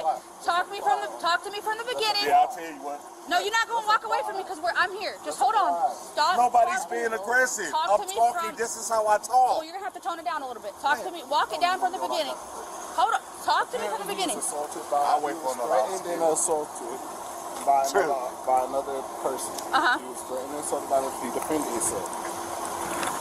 Okay. This running around talking about I need to be civil. I So told how my did he- supervisor standing right how here that the man assaulted me. This is how I talk, man. If you don't like it, please stop talking to me. I'm not. I'm hyped up. I'm bleeding I up. hear You that. really expect me I to hear- calm I'm down not- that I'm not even fast? Honestly, he didn't seem that aggressive. Like, he's getting aggressive now, but it seemed like that cop agitated him a little bit. I don't know. I don't know, bro. I think both of them, the cop and the victim, or whatever the fuck this guy is, are both being overly sensitive at this moment. Talking about that no more. How did he assault you? A couple of weeks ago, we're in here. He walks by me so hard he takes me off my feet. I go tell Draven Praise. Draven Praise claimed he went upstairs and told this right here. They didn't do nothing. There's 2 cameras in there. You work here. You're not a truck driver. No, I work here. Okay, we were under the impression it was. No, I'm a whole employee. I'll be here 60 days tomorrow. Okay. I told they got it on camera Yeah. that this man, I ain't gonna do it because you, whatever. I'm you want listening. some other shit. But you know how when you walk by somebody, I don't see you in Buc-ee's. You know how crowded it is in there. Yeah. Imagine if somebody walk up in there and brush by somebody. And the other person don't say, excuse me, what you think about to happen? You think the other person gonna be like, they gonna be like, damn, man, you can't say excuse me, something like that? That's how I did. So as soon as I said that, he's like, man, you ain't gonna do shit. I'll beat your big this, that, and the third. I went and got Draven Prakes. He's a supervisor here. He's not here today, looks like. Went and told him what was going on. He told me he was gonna handle it. To me, that's assault. Now, I don't know what their rules are. I don't know if y'all were even called. That's not assault, but it's battery for sure. If he's telling the truth, that's for sure battery, because the guy shouldered him. That's unwanted touching. And then he told him, what you gonna do about it afterwards? After he told him he didn't like that shit, he said, what you gonna do about it? That's for sure battery. All that day. I never heard anything else about it. Okay, fast forward till today. I come in, that's my car right there. Get out my car. I pass him on the way here. I got a camera in the front, on the side, and on the back. I pass him on the way here. He walks by, taps on the window like this. All right, cool. Why you touching my car? Cool. Whatever. Going out, he walked by, a Palestinian talking about in Palestine, you fat, this, that, and the He told third. that to you? Yeah, Not- I beat Not the same guy that tapped on your window. Yeah, the same guy. Tapped over, and now he making threats. Uh-huh. Now, mind you see me, I'm 3 What's feet. his name? So I'm on the same page. Hamad, Hajir, Dajir, Dajjal. And he works here. He works here. He's upstairs, got him upstairs. Okay. So I tell Kevin Morrison, and I tell Brandon Jones. Brandon Jones is my lead. He's my team lead. Kevin Morrison is my supervisor. That's his twin brother walking in the front. Yeah. They're both management here. I say, hey, in front of all my coworkers, right just now, this man just threatened me again. Uh-huh. I don't ask y'all to get And him he the said fuck that in away from English me. or Arabic? Huh? He said that in English or Arabic? He said it in Arabic, Palestine, whatever. And I understand some of it. I don't know a lot, but, you know, I know enough of it. So he doesn't know I know. So now he's even more because he don't want by made a threat to me, and I know what he said. First time he did it in Spanish. All right. So he speaks Spanish and Arabic? So Which one did he say? What he did said you it hear? in both, man. What did you hear him say? I'm gonna beat your fat. Tell me like in the language No, he said it. No. What you heard? Because I speak Arabic. That's why I'm telling you. This is why. I understand. I'm trying to hear his side of the story because. Oh, I get it now. I get it now. She already chose up. She knows the workers. She knows the Arabic guys in there or something. She knows them because now she's trying to sit here and make him say the words in a language he don't know, but he's worked around them enough to know when they're cussing in a different language. And I'm sure he could read the guy's body language and intensity in his voice when he was saying shit. So he might not have knew exactly what he said, but he got the gist. Like, bro probably calling me a fat motherfucker or something. Or he'll beat my ass or something. You know what I mean? But it seems like this cop might be an Arabic lady herself. And I feel like she's not gonna go against her people, if that makes sense. I'm giving it to you. And you I try understand. to, No, look, I'm not trying to do anything because I'm asking you what you heard. So the fact of the matter is, I tell her I go the right way. I don't jump up and go to 60. I don't jump up stall, hooping and hollering. I don't jump up swinging. What do? Tell I do what I'm asked to do. I follow the protocol. I follow the chain of Which command. one is him so she can go talk to him? Is he still upstairs? Yeah, he's still upstairs. Okay, that other half is still They upstairs. got him upstairs. Truck These are driver? managers right here. There's nobody's a truck driver. They both work here together. You may have to go in that way. Oh yeah, yup. That's her right there. Yup. This was the worst officer that could have showed up for bro. He about to get arrested. I promise you he gonna get arrested on this video. And I don't know if he should have been. Because if he's telling the truth, dog, he's the victim right now. He's very hyper. I am. I'm hyper anyway, but now I'm hyped up and I'm bleeding. Okay, go ahead. But I'm just saying, if y'all want to talk to him, the manager's right there. They'll let y'all up there to talk to him. I ain't that hyped up. So I told my supervisor, I said, hey, man just threatened me again. And he's sitting over there laughing and smirking or whatever, this, that, and the third. Mind you, he don't walk by my car. Yeah. He don't walk by my car in a threatening manner. That's his white BMW over here. Did y'all see what happened? Or who's the other? Where is this at? Is this in Texas? Because low-key, they run Texas now, bro. I don't know how they ran the Cowboys out. Texas got hella mosques and shit now. After this? Well, we were upstairs in our office. I thought he was going to rip the damn door down trying to beat on the door to get in. Because we got locks where they can't get in now, scan in and out. Yeah. So then next thing I know, I hear him screaming, cussing, just raising all kind of. And so my manager went around and told him, said, look, you need to calm down. Everything's good. And told him, said, if you can't talk to me civil. Hey, Monica, thank you for the F. Appreciate the love. Then you need to leave the building. Okay. Well, he goes in the break room. Picks up the fire evidently, he grabs the fire extinguisher, and there's some other employee, and he's like, hit him with it. He's going to hit him with it. Boss, my manager steps in front of him and says, look, put it down. Put it down now. Or, you know. Oh, so bro was leaving something out the story. Bro in the pink shirt left the fact that he picked up a weapon and chased the Arab guy.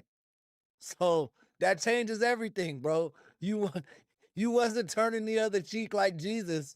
No, you wasn't doing that. He said some crazy shit to you. You picked up a weapon and chased him. I don't know if that's allowed. I don't think you can do that. Oh, I'm gonna have to stop you. Okay. One of the two. So my manager's cut his thumb open. Manager's cut open too? Well, yeah, but he's getting doctored up now. Okay. But yeah, this guy's off. He's So did y'all witness him?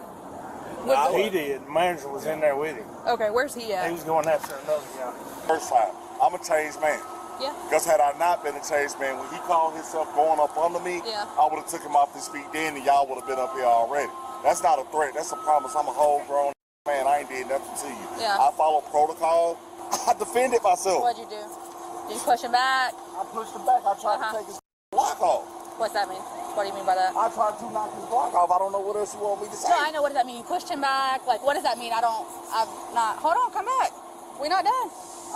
This cop is so annoying, bro. This cop is so fucking annoying, bro. I hate this cop. I'm trying to be unbiased, but she's making me be on Pink Shirt's team. I think I'm on Pink Shirt's team right now just because I don't like that cop lady, bro. I don't like the way she handled this gentleman. And he's lying. He's clearly lying, bro. He's leaving shit out the story. Who said we was done? I'm just walking around, man. I got my heart racing. Do you want water? Hey, leave me alone. I'm not doing nothing. I'm not going nowhere. I know, but we're in the middle of a conversation, and you keep and walking. I'm not walking. I'm walking over there. I can still hear you. I know. You can hear me. I'm trying to get to the bottom of it so we can bring you justice, right or wrong. We're here for a reason, right or wrong.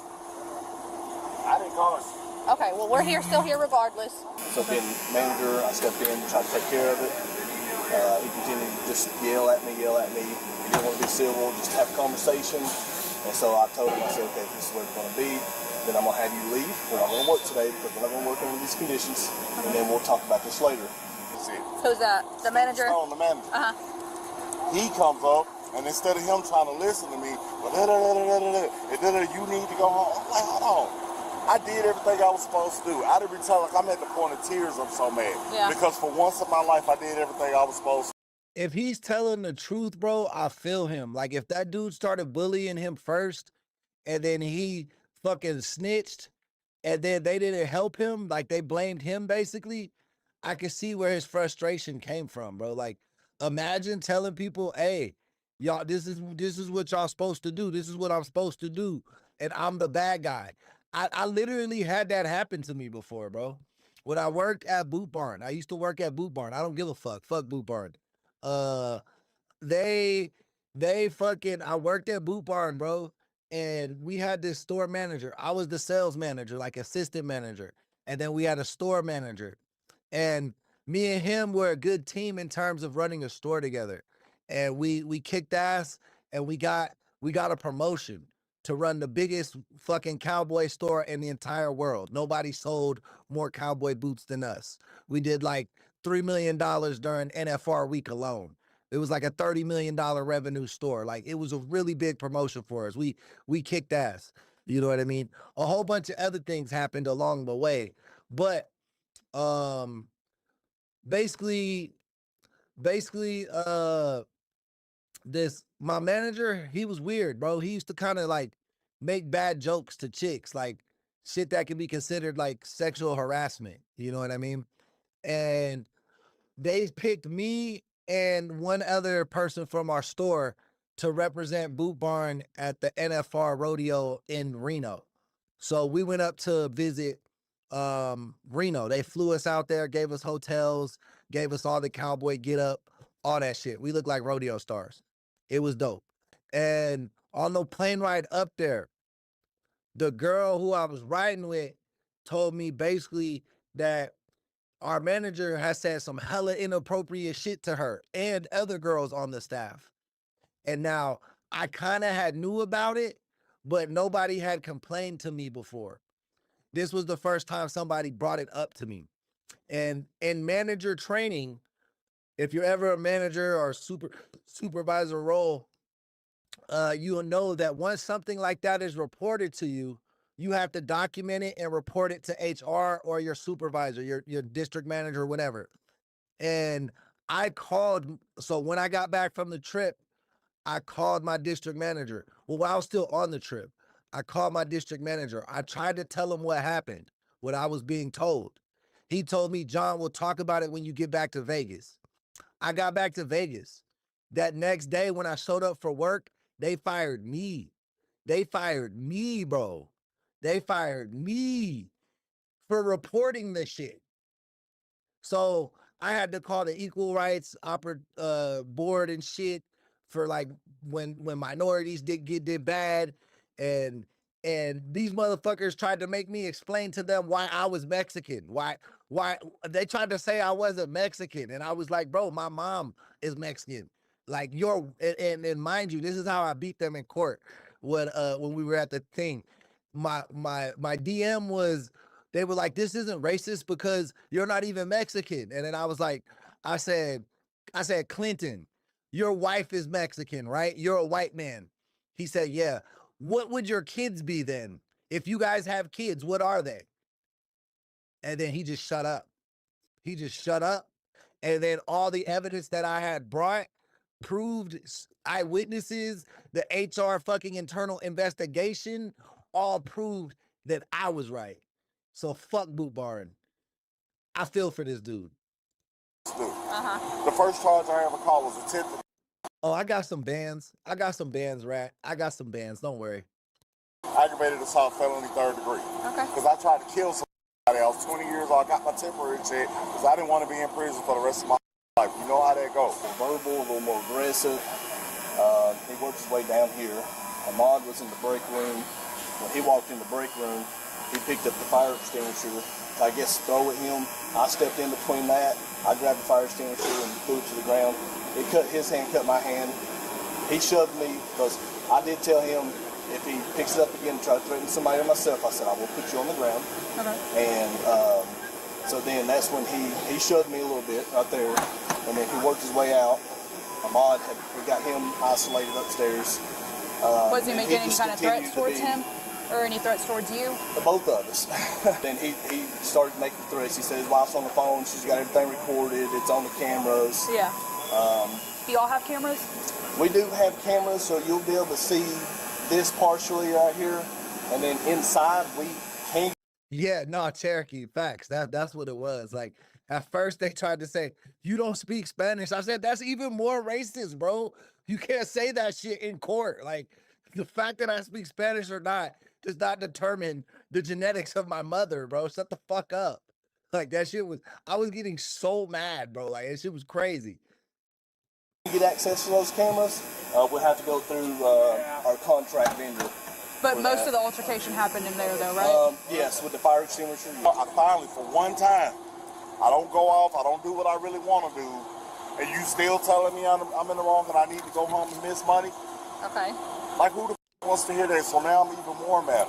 So he telling me to go home. So I'm like, bro, after I done been assaulted twice today alone, and I'm trying to tell you that I've been assaulted. I told 2 other supervisors that I've been assaulted. What more you want me to do? Whenever he told you to go home, then what happened? He told me to go home, and I'm still sitting up there trying to talk, and I'm trying to say, how is it fair for me to go home, and you won't even hear it, you won't even listen to what I got to say. I said, can I talk to somebody else then? Because I don't want you sitting up here telling me, you know what I'm saying, that you don't want to hear what I have to say, because therefore you're already telling me. It's not like he didn't do what you did, where you pulled up and you was like, look, can you please calm, I'm calming down now, as you can see. Cool. When you pulled up, and I apologize for that, I'm hyped up. I hear you. But as soon as you pulled up, you was like, look, I need you to calm down so I can talk to you. That's it. And you're doing better, so I appreciate that. After he told you to go home, you didn't want to go home? No, because I wanted, and I asked him, so how did you and him get back to? Nothing, we never got back up on each other. Yeah, mind you, bro is still on he said tomorrow would be his 60th day. So he low-key still on probation. They just trying to get rid of him because it's less paperwork to fire him than it would have been one of those managers. So I think dude is the victim here, but corporate politics is gonna play out. He gonna end up getting arrested because he gonna let his emotions get the best of him. That's what I think is gonna happen. I got the cut on my hand because I had picked up a fire extinguisher. Because at this point, I'm getting ready to defend myself. What he do that at that point? Nothing. What can he do? No, like, was he coming at you? Yeah. Okay, what was he doing? Like coming up and wearing up like that. And this is before or after he told you to go home? This is after. After the manager told me to go home, so now I'm getting ready to defend myself. Because I already don't let him hit me 3 times, and I didn't do nothing. So what am I supposed to do? Wait till he dropped me? Wait till he killed me? What happened today? Okay, so I don't know how it started, but when I was on 53 coming to work, I was driving and then out of nowhere he swerved in front of me and then took off. Like he made like a Damn, they was beefing since the highway. They've been beefing since the highway drive to work today. legit S, and there was a Kia Stinger in front of me, cussing me out and saying "fuck Palestine" like that. And then he just kept yapping and yapping and wanted to fight. And then that's when one of the leads told us to go upstairs. When we went upstairs and he started like kind of like attacking me, like pressuring me upstairs. So that's when they came in and they moved me from over there, brought me to the So break you room. went upstairs to get away from him? Yeah, and he followed. Okay. And then I came to the break room. Steven Stokes was talking to him. And I guess they fired him. So he came to the break room. He was about to hit me. And that's when they all told me to go upstairs. What was he like saying towards you? That I know where you live. I'm going to get you, don't worry. And stuff like that. He didn't cut you? No. Okay. I got cut by myself. Okay. Making sure we're all, on the same page and You wearing everything. up at me like, at what point can I defend myself? I don't really. Who all was there? Everybody that you see. Everybody here? Yeah. He was out there? Yeah. Feel in fear at any time? Like, did you feel threatened that he might actually The harm you? only time whenever, yeah. Well, he almost hit me if it wasn't for With the fire decision, yeah. So he never did actually hit you or anything like Almost that? did. He He ever didn't shove step you at in. any time? No, he hasn't. No? Okay. You gonna press charges? Probably. Yeah. It's a yes or no? Yeah. You do? Okay. But like I told him, you threatened me twice Yeah. to put me on my ass if I didn't do what you told me to do. That was the manager.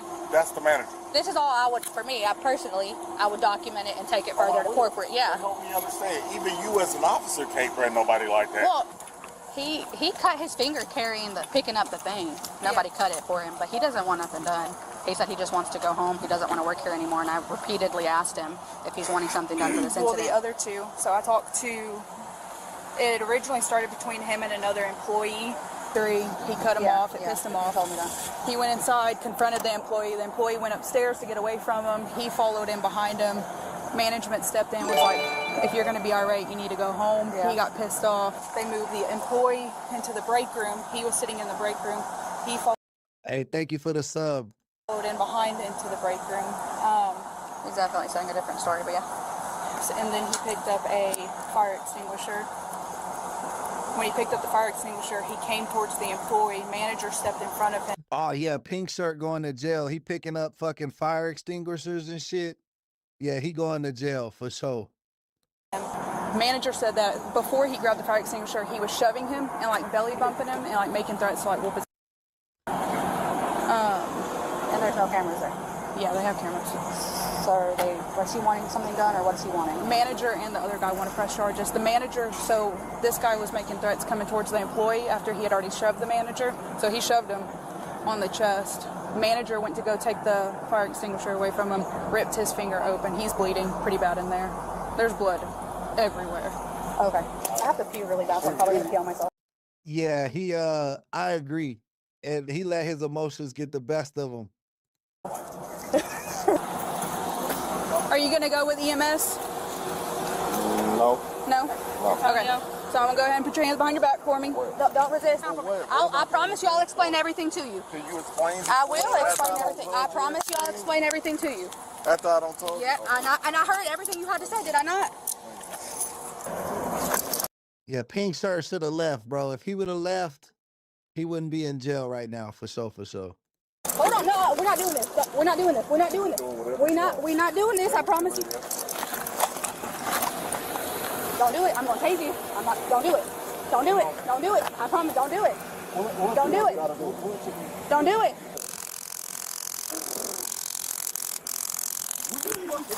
Bro ate that motherfucker. She tased him right in the fat of his back. No! Stop resisting! Stop it! Then put your hands behind your back! Add another pair. Stop turning around on me! Stop! You ain't shit about that taser. You stupid ass. I told you it wasn't gonna work. I'm gonna get out. You're good. You're good. I'm gonna get out. 400 clearance to drive, store 48. I'm a big dude and you try to put one that's hurt me. Don't do that! that. Stop trying to hurt me. No one trying to hurt you. You're the one fighting it. Go ahead with it. I will. Go ahead with it. I will. Come on, let's go to the car. Stop it. Open the door. Stop. Get in the car. Get in the car. Come on. If you think you're so f***ing hard, that's what you think. Get in. Let's go. Get in. Yep. Get in the car. Yep. Yep. Your mama. Yep. Your mama. Don't kick me. Get your. Stop kicking me. Stop kicking me. Stop Nobody kicking kicked me. you. Yes, you did. Stop kicking me. Get in. You ever have it? I'm trying to get in. No, you're running that mouth. Is what you're doing. Yep. Get in. Yup. Yup. Get in the car. Can't do nothing with a handcuffed man. Make no damn sense. Hey, nephew, call my wife. Thank you.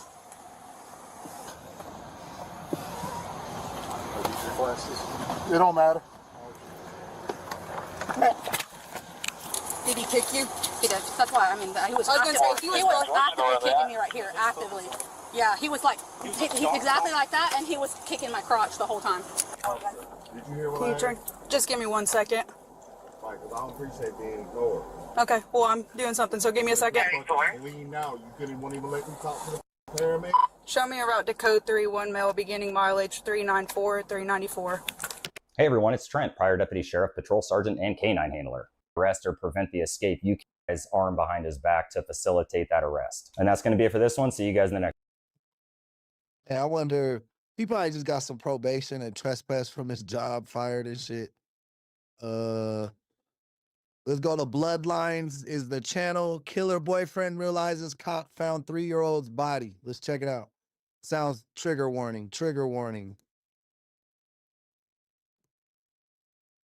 What happened to Paisley? What happened in between Viewer discretion is advised.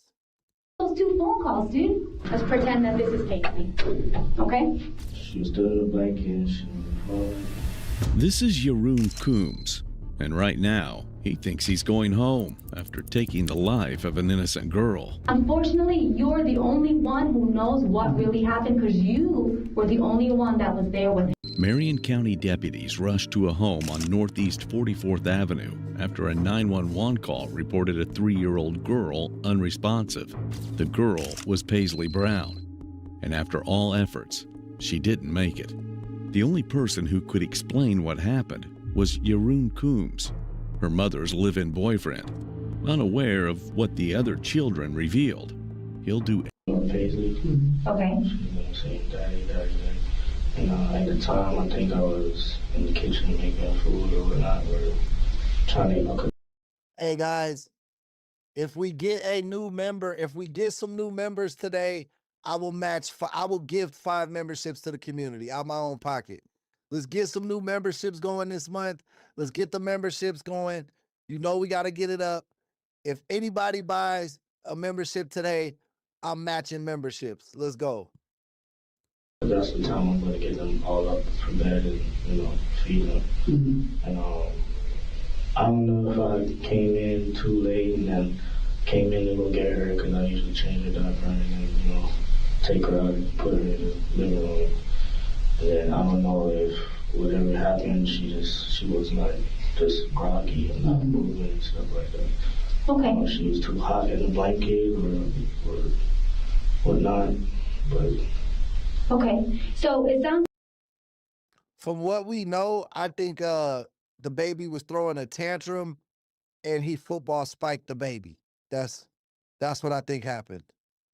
Like, so you said that you were gonna get the kids ready, get them breakfast and everything. So it sounds like you're pretty involved in like the, taking care of the children. Yeah. So tell me a little bit about that. Like, do you work? No, I'm the one. I don't work because she's the one right now. At the time, the situation we had, I was staying home so that she could go work and do it. Okay, so she works sometimes day shift, sometimes closed shift, sometimes double shifts. And normally, since you've been staying there, you're the person that basically is going to take on the responsibility, you watching the kids. Does anybody else come and help you or relieve you when it comes to the kids? Or No, it's just. It's just you? It's just. What does all that entail? Like what are your responsibilities? Like you Getting them up, changing the girls' diapers, getting the kids up, cooking dinner. Cherokee, ain't nothing wrong with the wife working, but you ain't supposed to beat the fucking kids, bro. That's like, holy shit. It takes two. It definitely takes two in today's economy. You know what I'm saying? Both of y'all got to be grinding, but yeah, man. And, you know, people are going to go through their ups and downs, but yeah, man, this guy's a piece of shit. It's definitely a red flag on his character, Cherokee, for sure. You know? Giving them showers, baths, taking them outside. Then have my son that I would sit down with one-on-one and do. It's a lot of different things. Yeah, it's a lot. Yaroon and his girlfriend, Jennifer, had been living together for a few months with their 5 children. 4 were Jennifer's, and 1 was his. According to him, Jennifer did all the work while he stayed home to look after the kids. Now, how this calm-looking guy ended up having to answer for what happened to Paisley is what we're about to find out. And honestly, it's even more heartbreaking than it seems. Let's just start again. This morning, did Jennifer work today? No, she had to run errands. She had to run errands? What? Yeah, I don't think he was a competent stay-at-home father. Like, stay-at-home mothers, stay-at-home fathers, like, they really are the unsung heroes. Like, don't get me wrong. Like, especially if that is what allows their partner to, like, work so much to provide well for the entire family. You know what I mean? Even then, it's still a two-party system that makes the dream work. And teamwork makes the dream work, you know? But a lot of people, men and women both, will play the stay-at-home parent role, but not be adequate at it.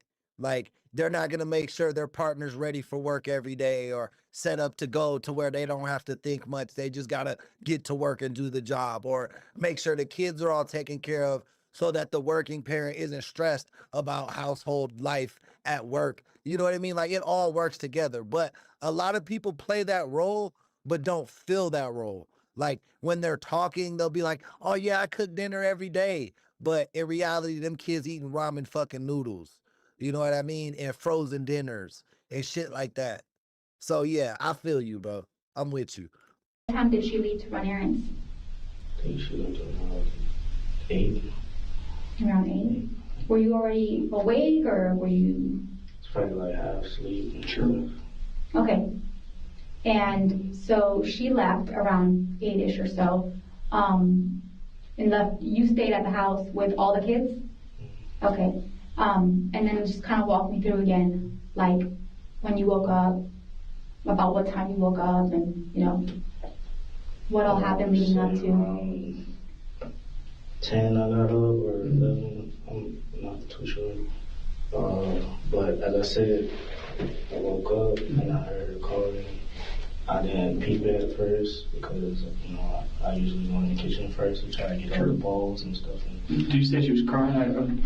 Yeah, she was saying my name, Daddy, Daddy. Okay.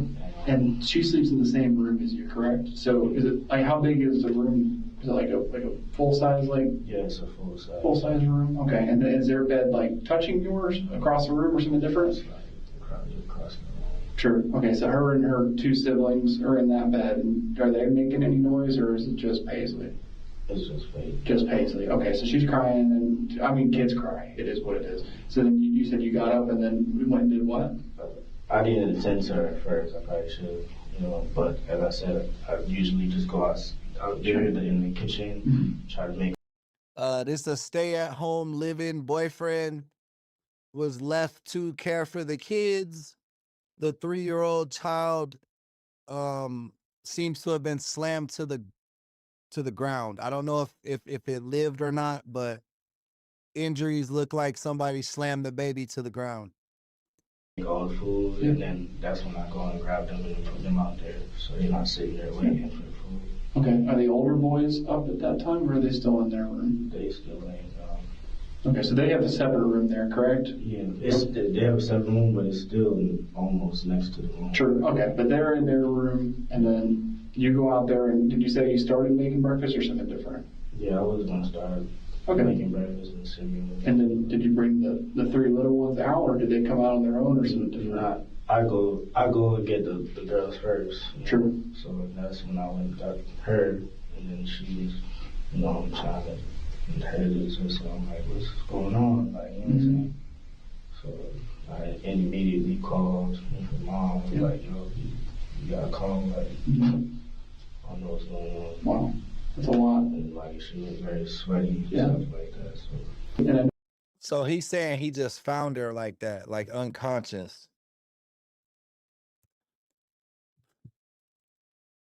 This might be extremely difficult, but like, what do you remember seeing when you first got in there? When I looked at her, her hair was like she been sweating. You know what I'm saying? Okay. Like her face and like so. And you see you kind of fluttering your eyes. Was that what she was doing, or was that? Yeah. Okay. I go to pick her up to try to go get her some water. And I'm like, she keeps. You know what I'm saying? So you're kind of doing this, so she's kind of wobbling. Like she was wobbling, like she didn't want to stand up or nothing like that. Gotcha. And did she say anything to you during that? She was trying to. Okay. What were you able to hear? I know we talked about what you were able to see. What were you able to hear? Like trying to make noises. So you see her and you're trying to get her to kind of sit up on her own weight. What happens after that? Because obviously it seems like that's not working. She didn't know when to sit up, and I went to go try to put a fan in front of her to see if like she could hear. Is it like a box fan, like a stand-up fan, or something different? Stand-up fan. Is that in the room or somewhere else? In the room, and I had to bring it because I had brought her out there in the living room to go sit down, and I tried to put the fan in front of her. But okay, so the living room is where the fan was put in front of her, or something different? Yeah. Okay. And I haven't seen the inside of your living room. What's your living room kind of look like? Can you kind of describe how everything is laid out? So there's a bed off to the side, but then there's like it goes right into the kitchen. Is that where the boys sleep? Is that bed? No, that's just a separate bed. Okay. But they have a room that they have two beds in there. Gotcha. Okay, so out there, and when you put the fan, where did you put Paisley? I put her in the high chair. In the high chair. Yeah. Okay, I got you. And then so you put the fan in front of her. What else is going on when that's happening? I'm trying to see if she has life in her, but sure, like what's going on, you know what I'm saying? I'm trying to check her pulse, trying to listen like what's going on. Were you able to feel a pulse or anything like that? I thought I felt it at first, and that's why I kept calling, telling her to come home because I don't. And that's mom you're calling to tell her to come home? Yeah. Okay. What are all the other kiddos doing at that point? At that point, they still laying down because I didn't go get them yet. Sure. Yeah, you're dealing with that problem right then and there. You don't want to bring them into it too. That makes sense. It's almost impossible to believe that an energetic toddler would suddenly start acting the way he's describing without something serious happening. And the worst part is, she had no health issues that could have caused it. And while he's explaining it as if he's simply giving a statement, detectives are about to challenge everything he's saying with a single piece of evidence. And if watching liars like Yaroon get caught in their own lies, subscribe, because that's exactly what we'll bring to you. And then you're talking to mom, and then she's telling you the same things you've already done. Then you had the idea to do compressions, like CPR. Was she still in the chair, off the chair, or something different? Took her out, you laid her down on the floor or bed or something different? Floor, okay. And then how long do you think you're doing compressions for? Probably about 10 minutes. 10 minutes. Okay. And you said you were previously certified to do the CPR and all that stuff. I don't know if it's expired now, but as I said, I knew how to do it. So. Okay, I got you. So someone showed you how to do that in the past, and then you didn't. Bruh, that's the number one excuse. They always try to say, I was giving the baby CPR. That's where all the damage came from. Like, I was trying so hard to keep them alive that I believe that's where any of the bruising or stuff would have came from when I gave CPR. Like, they always use that fucked up ass excuse, and there's always a bathtub. I gave her a bath. I tried to give them a bath. Like, every time, bro. Bathtub CPR. Every child abuse case we've ever fucking saw. You said 911 was called. When does mom get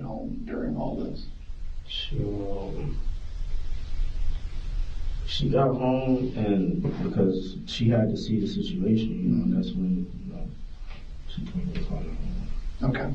You called 911. Anyone else show up there before 911 got there? Yeah, the aunt. Showed up. How long do you think it takes medics to get there after that? If you don't, I mean, they got there like right when, because she also came down and tried to do CPR too, because she's a nurse, stuff like that, and that's when I guess they pulled up because we had already called them before she came. I got you. Okay, so you guys call. You were on the phone with 911, and then the aunt shows up, and then they come. Because she was already on the way here to do something. So is Paisley? She's still on the floor at that point, or did she get put somewhere else? Yeah.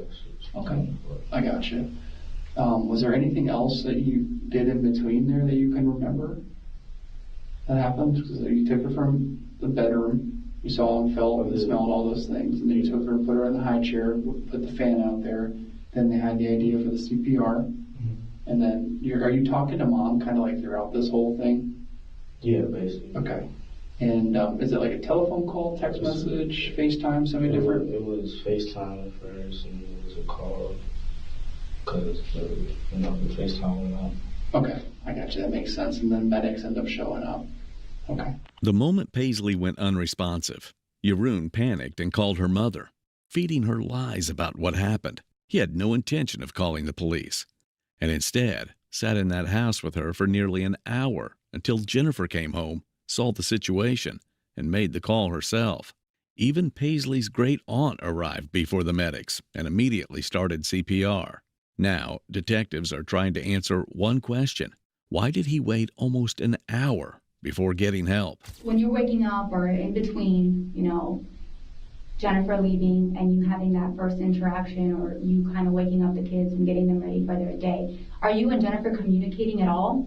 Or does she just leave and you don't really hear from her until you call her later? It all depends. Sometimes she calls and she's not busy. But today, today, I don't. She was texting me. She was texting you. Were you communicating with her at all?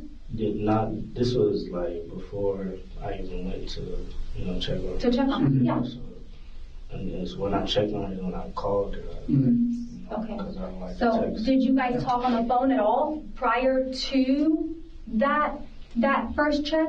Did you and Jennifer talk on the phone? Not prior to that, because I think I did call. She was on the phone at one point, and I think she was saying something again. I don't know what she said, and I think she had heard it on the phone. So she sounded like she was responsive at first, but then. Right, because when I talked to Jennifer, she told me that. Yeah, she heard that. Right, so she said that she called you on the phone. Yeah. So before you went and woke her up, there was communication with Jennifer. It caused her to be unresponsive because she wasn't unresponsive. She was talking and she was playing. She was playful on the phone, but her mom could hear her. I don't think she was playful though. That's. Well, her mom heard her, and she sounded like she was fine. She was still laying in the pen. Okay, but she didn't sound groggy. She didn't sound lethargic. Those are not words that mom used to describe her. And we know. Groggy and lethargic sounds like some type of head trauma, either she was dropped on her head or hit in the head. Our kids, I know my kids, and I can tell you that my kid opens his mouth to say something, and I can tell you if he has had a bad day, if he's sick, if something's off, if he's happy, right? Immediately. So when she tells me, I just talked to her, or I just talked to him, and I could hear her in the background, and she was fine. I believe her. That's her baby. She knows her baby. Okay? She don't have a reason to make that up. She's trying to understand just like us. And you're the only one, unfortunately, you're the only one who knows what really happened because you were the only one that was there with her. And so you have to be the one to help us understand. You understand what I'm saying? So yes, something happened. That's not even, we're not asking you. We're not asking you, bro, did something happen? We know something happened. We're asking you what happened. Right. Was it an accident? Right? Because things happen. We get that. Things do happen. There's a difference between an accident and intentionally causing somebody harm. There's a big difference. Which one is it? Because if you sit here and you lie to me about it, I'm going to feel like, what do you think I'm going to feel like? You know what I'm saying? I'm going to be like, this guy ain't about nothing. He don't feel bad. He ain't got no remorse. You think it was an accident? Tell me what the heck happened that was an accident. Talk to me. What happened? She wrapped in a blanket. She kind of jumped out of my hand. I tried to put her back in the pan and she fell. Yeah, she just woke up from her nap, and mommy's at the dentist, so she was a little confused right now.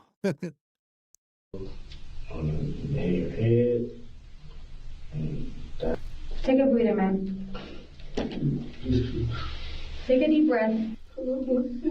I believe that. I believe you.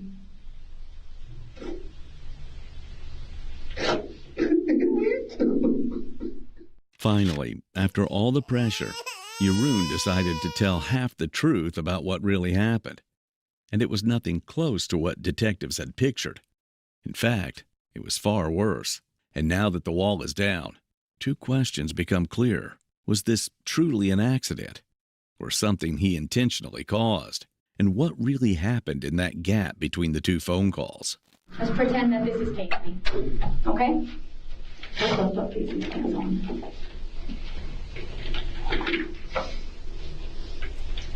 And you said Paisley was in the playpen with a blanket? So she's in the playpen with a blanket. She sleeps, or she's awake, calling for daddy. She's going, daddy, daddy. Show me what happened. You pick her up. That's fucked up. That little girl thought this was her dad. Man. Walk me through it. Laying on the ground because I was trying to go, put her diaper. Uh-huh. She was still in a blanket and she was falling. How did she land when she fell? She fell like this. Okay, like so she landed on her back, her stomach, her side? On her back? Okay. What did she do next? She was squealing and making noise, and then she looked like she was trying to catch her breath. And I was trying to help her. You said that she was trying to catch her breath. Did she start having a hard time breathing when you did that to her, when you hit her in her chest like that? Yeah, especially when she hit the floor. So she was already having a hard time breathing when she hit the floor? I believe so. What makes you believe that? Because she was still What was she doing? I'm sorry. She was like she wanted to say it, she wanted to scream out. Was any noise coming out of her mouth? Like she was trying to and nothing was coming out, or was she actually barely? So you could tell that she was having a hard time breathing? Yes, but it was right. Okay. Then what happened? I picked her up. Yeah, did he sock her in the chest or something? It seems like a chest injury, correct? Try to give her something to drink. Give her what to drink? Some juice. Did she drink it? She wasn't, it went in and then after a while it just came right back up. So she wasn't swallowing? And then I did all the other stuff and tried to put it in the back. So Tell me again. This time don't tell me I did all the other stuff. Tell me you picked her up and what did you do with her? You said you gave her juice. Did you give her juice sitting down, or did you hold her? Did you put her on the high chair? What happened? You put her on the high chair? And that's where you gave her the juice? Yeah. Okay, and then what? She was spitting it out still.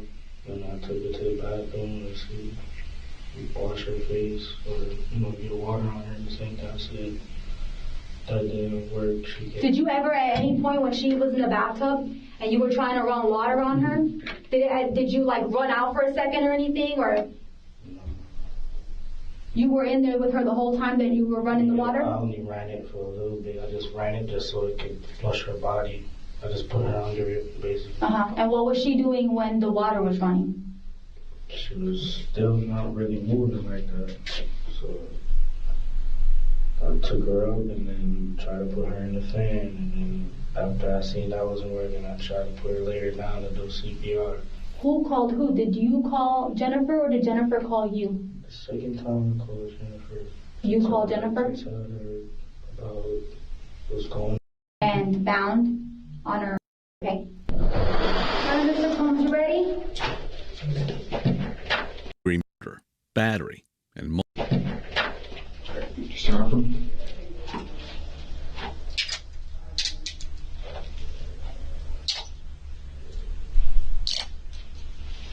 Okay, so at this time you're being arrested for the charge of aggravated.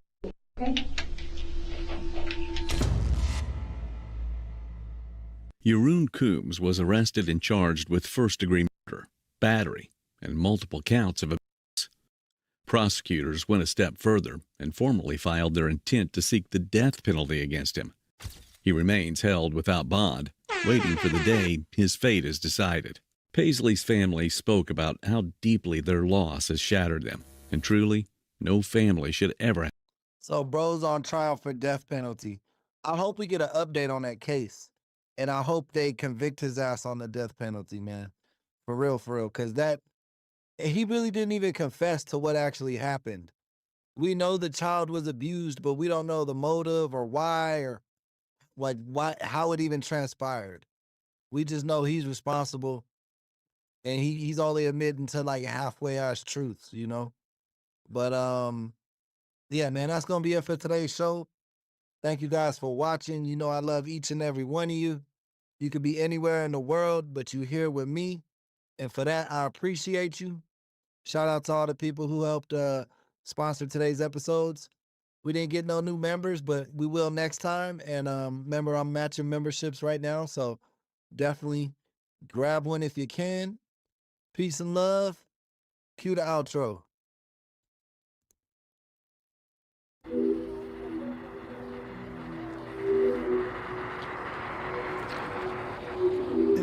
Punches when you could throw two punches that sound like one. You could throw punches, you can hear them. They were two, but they sound like fucking one punch.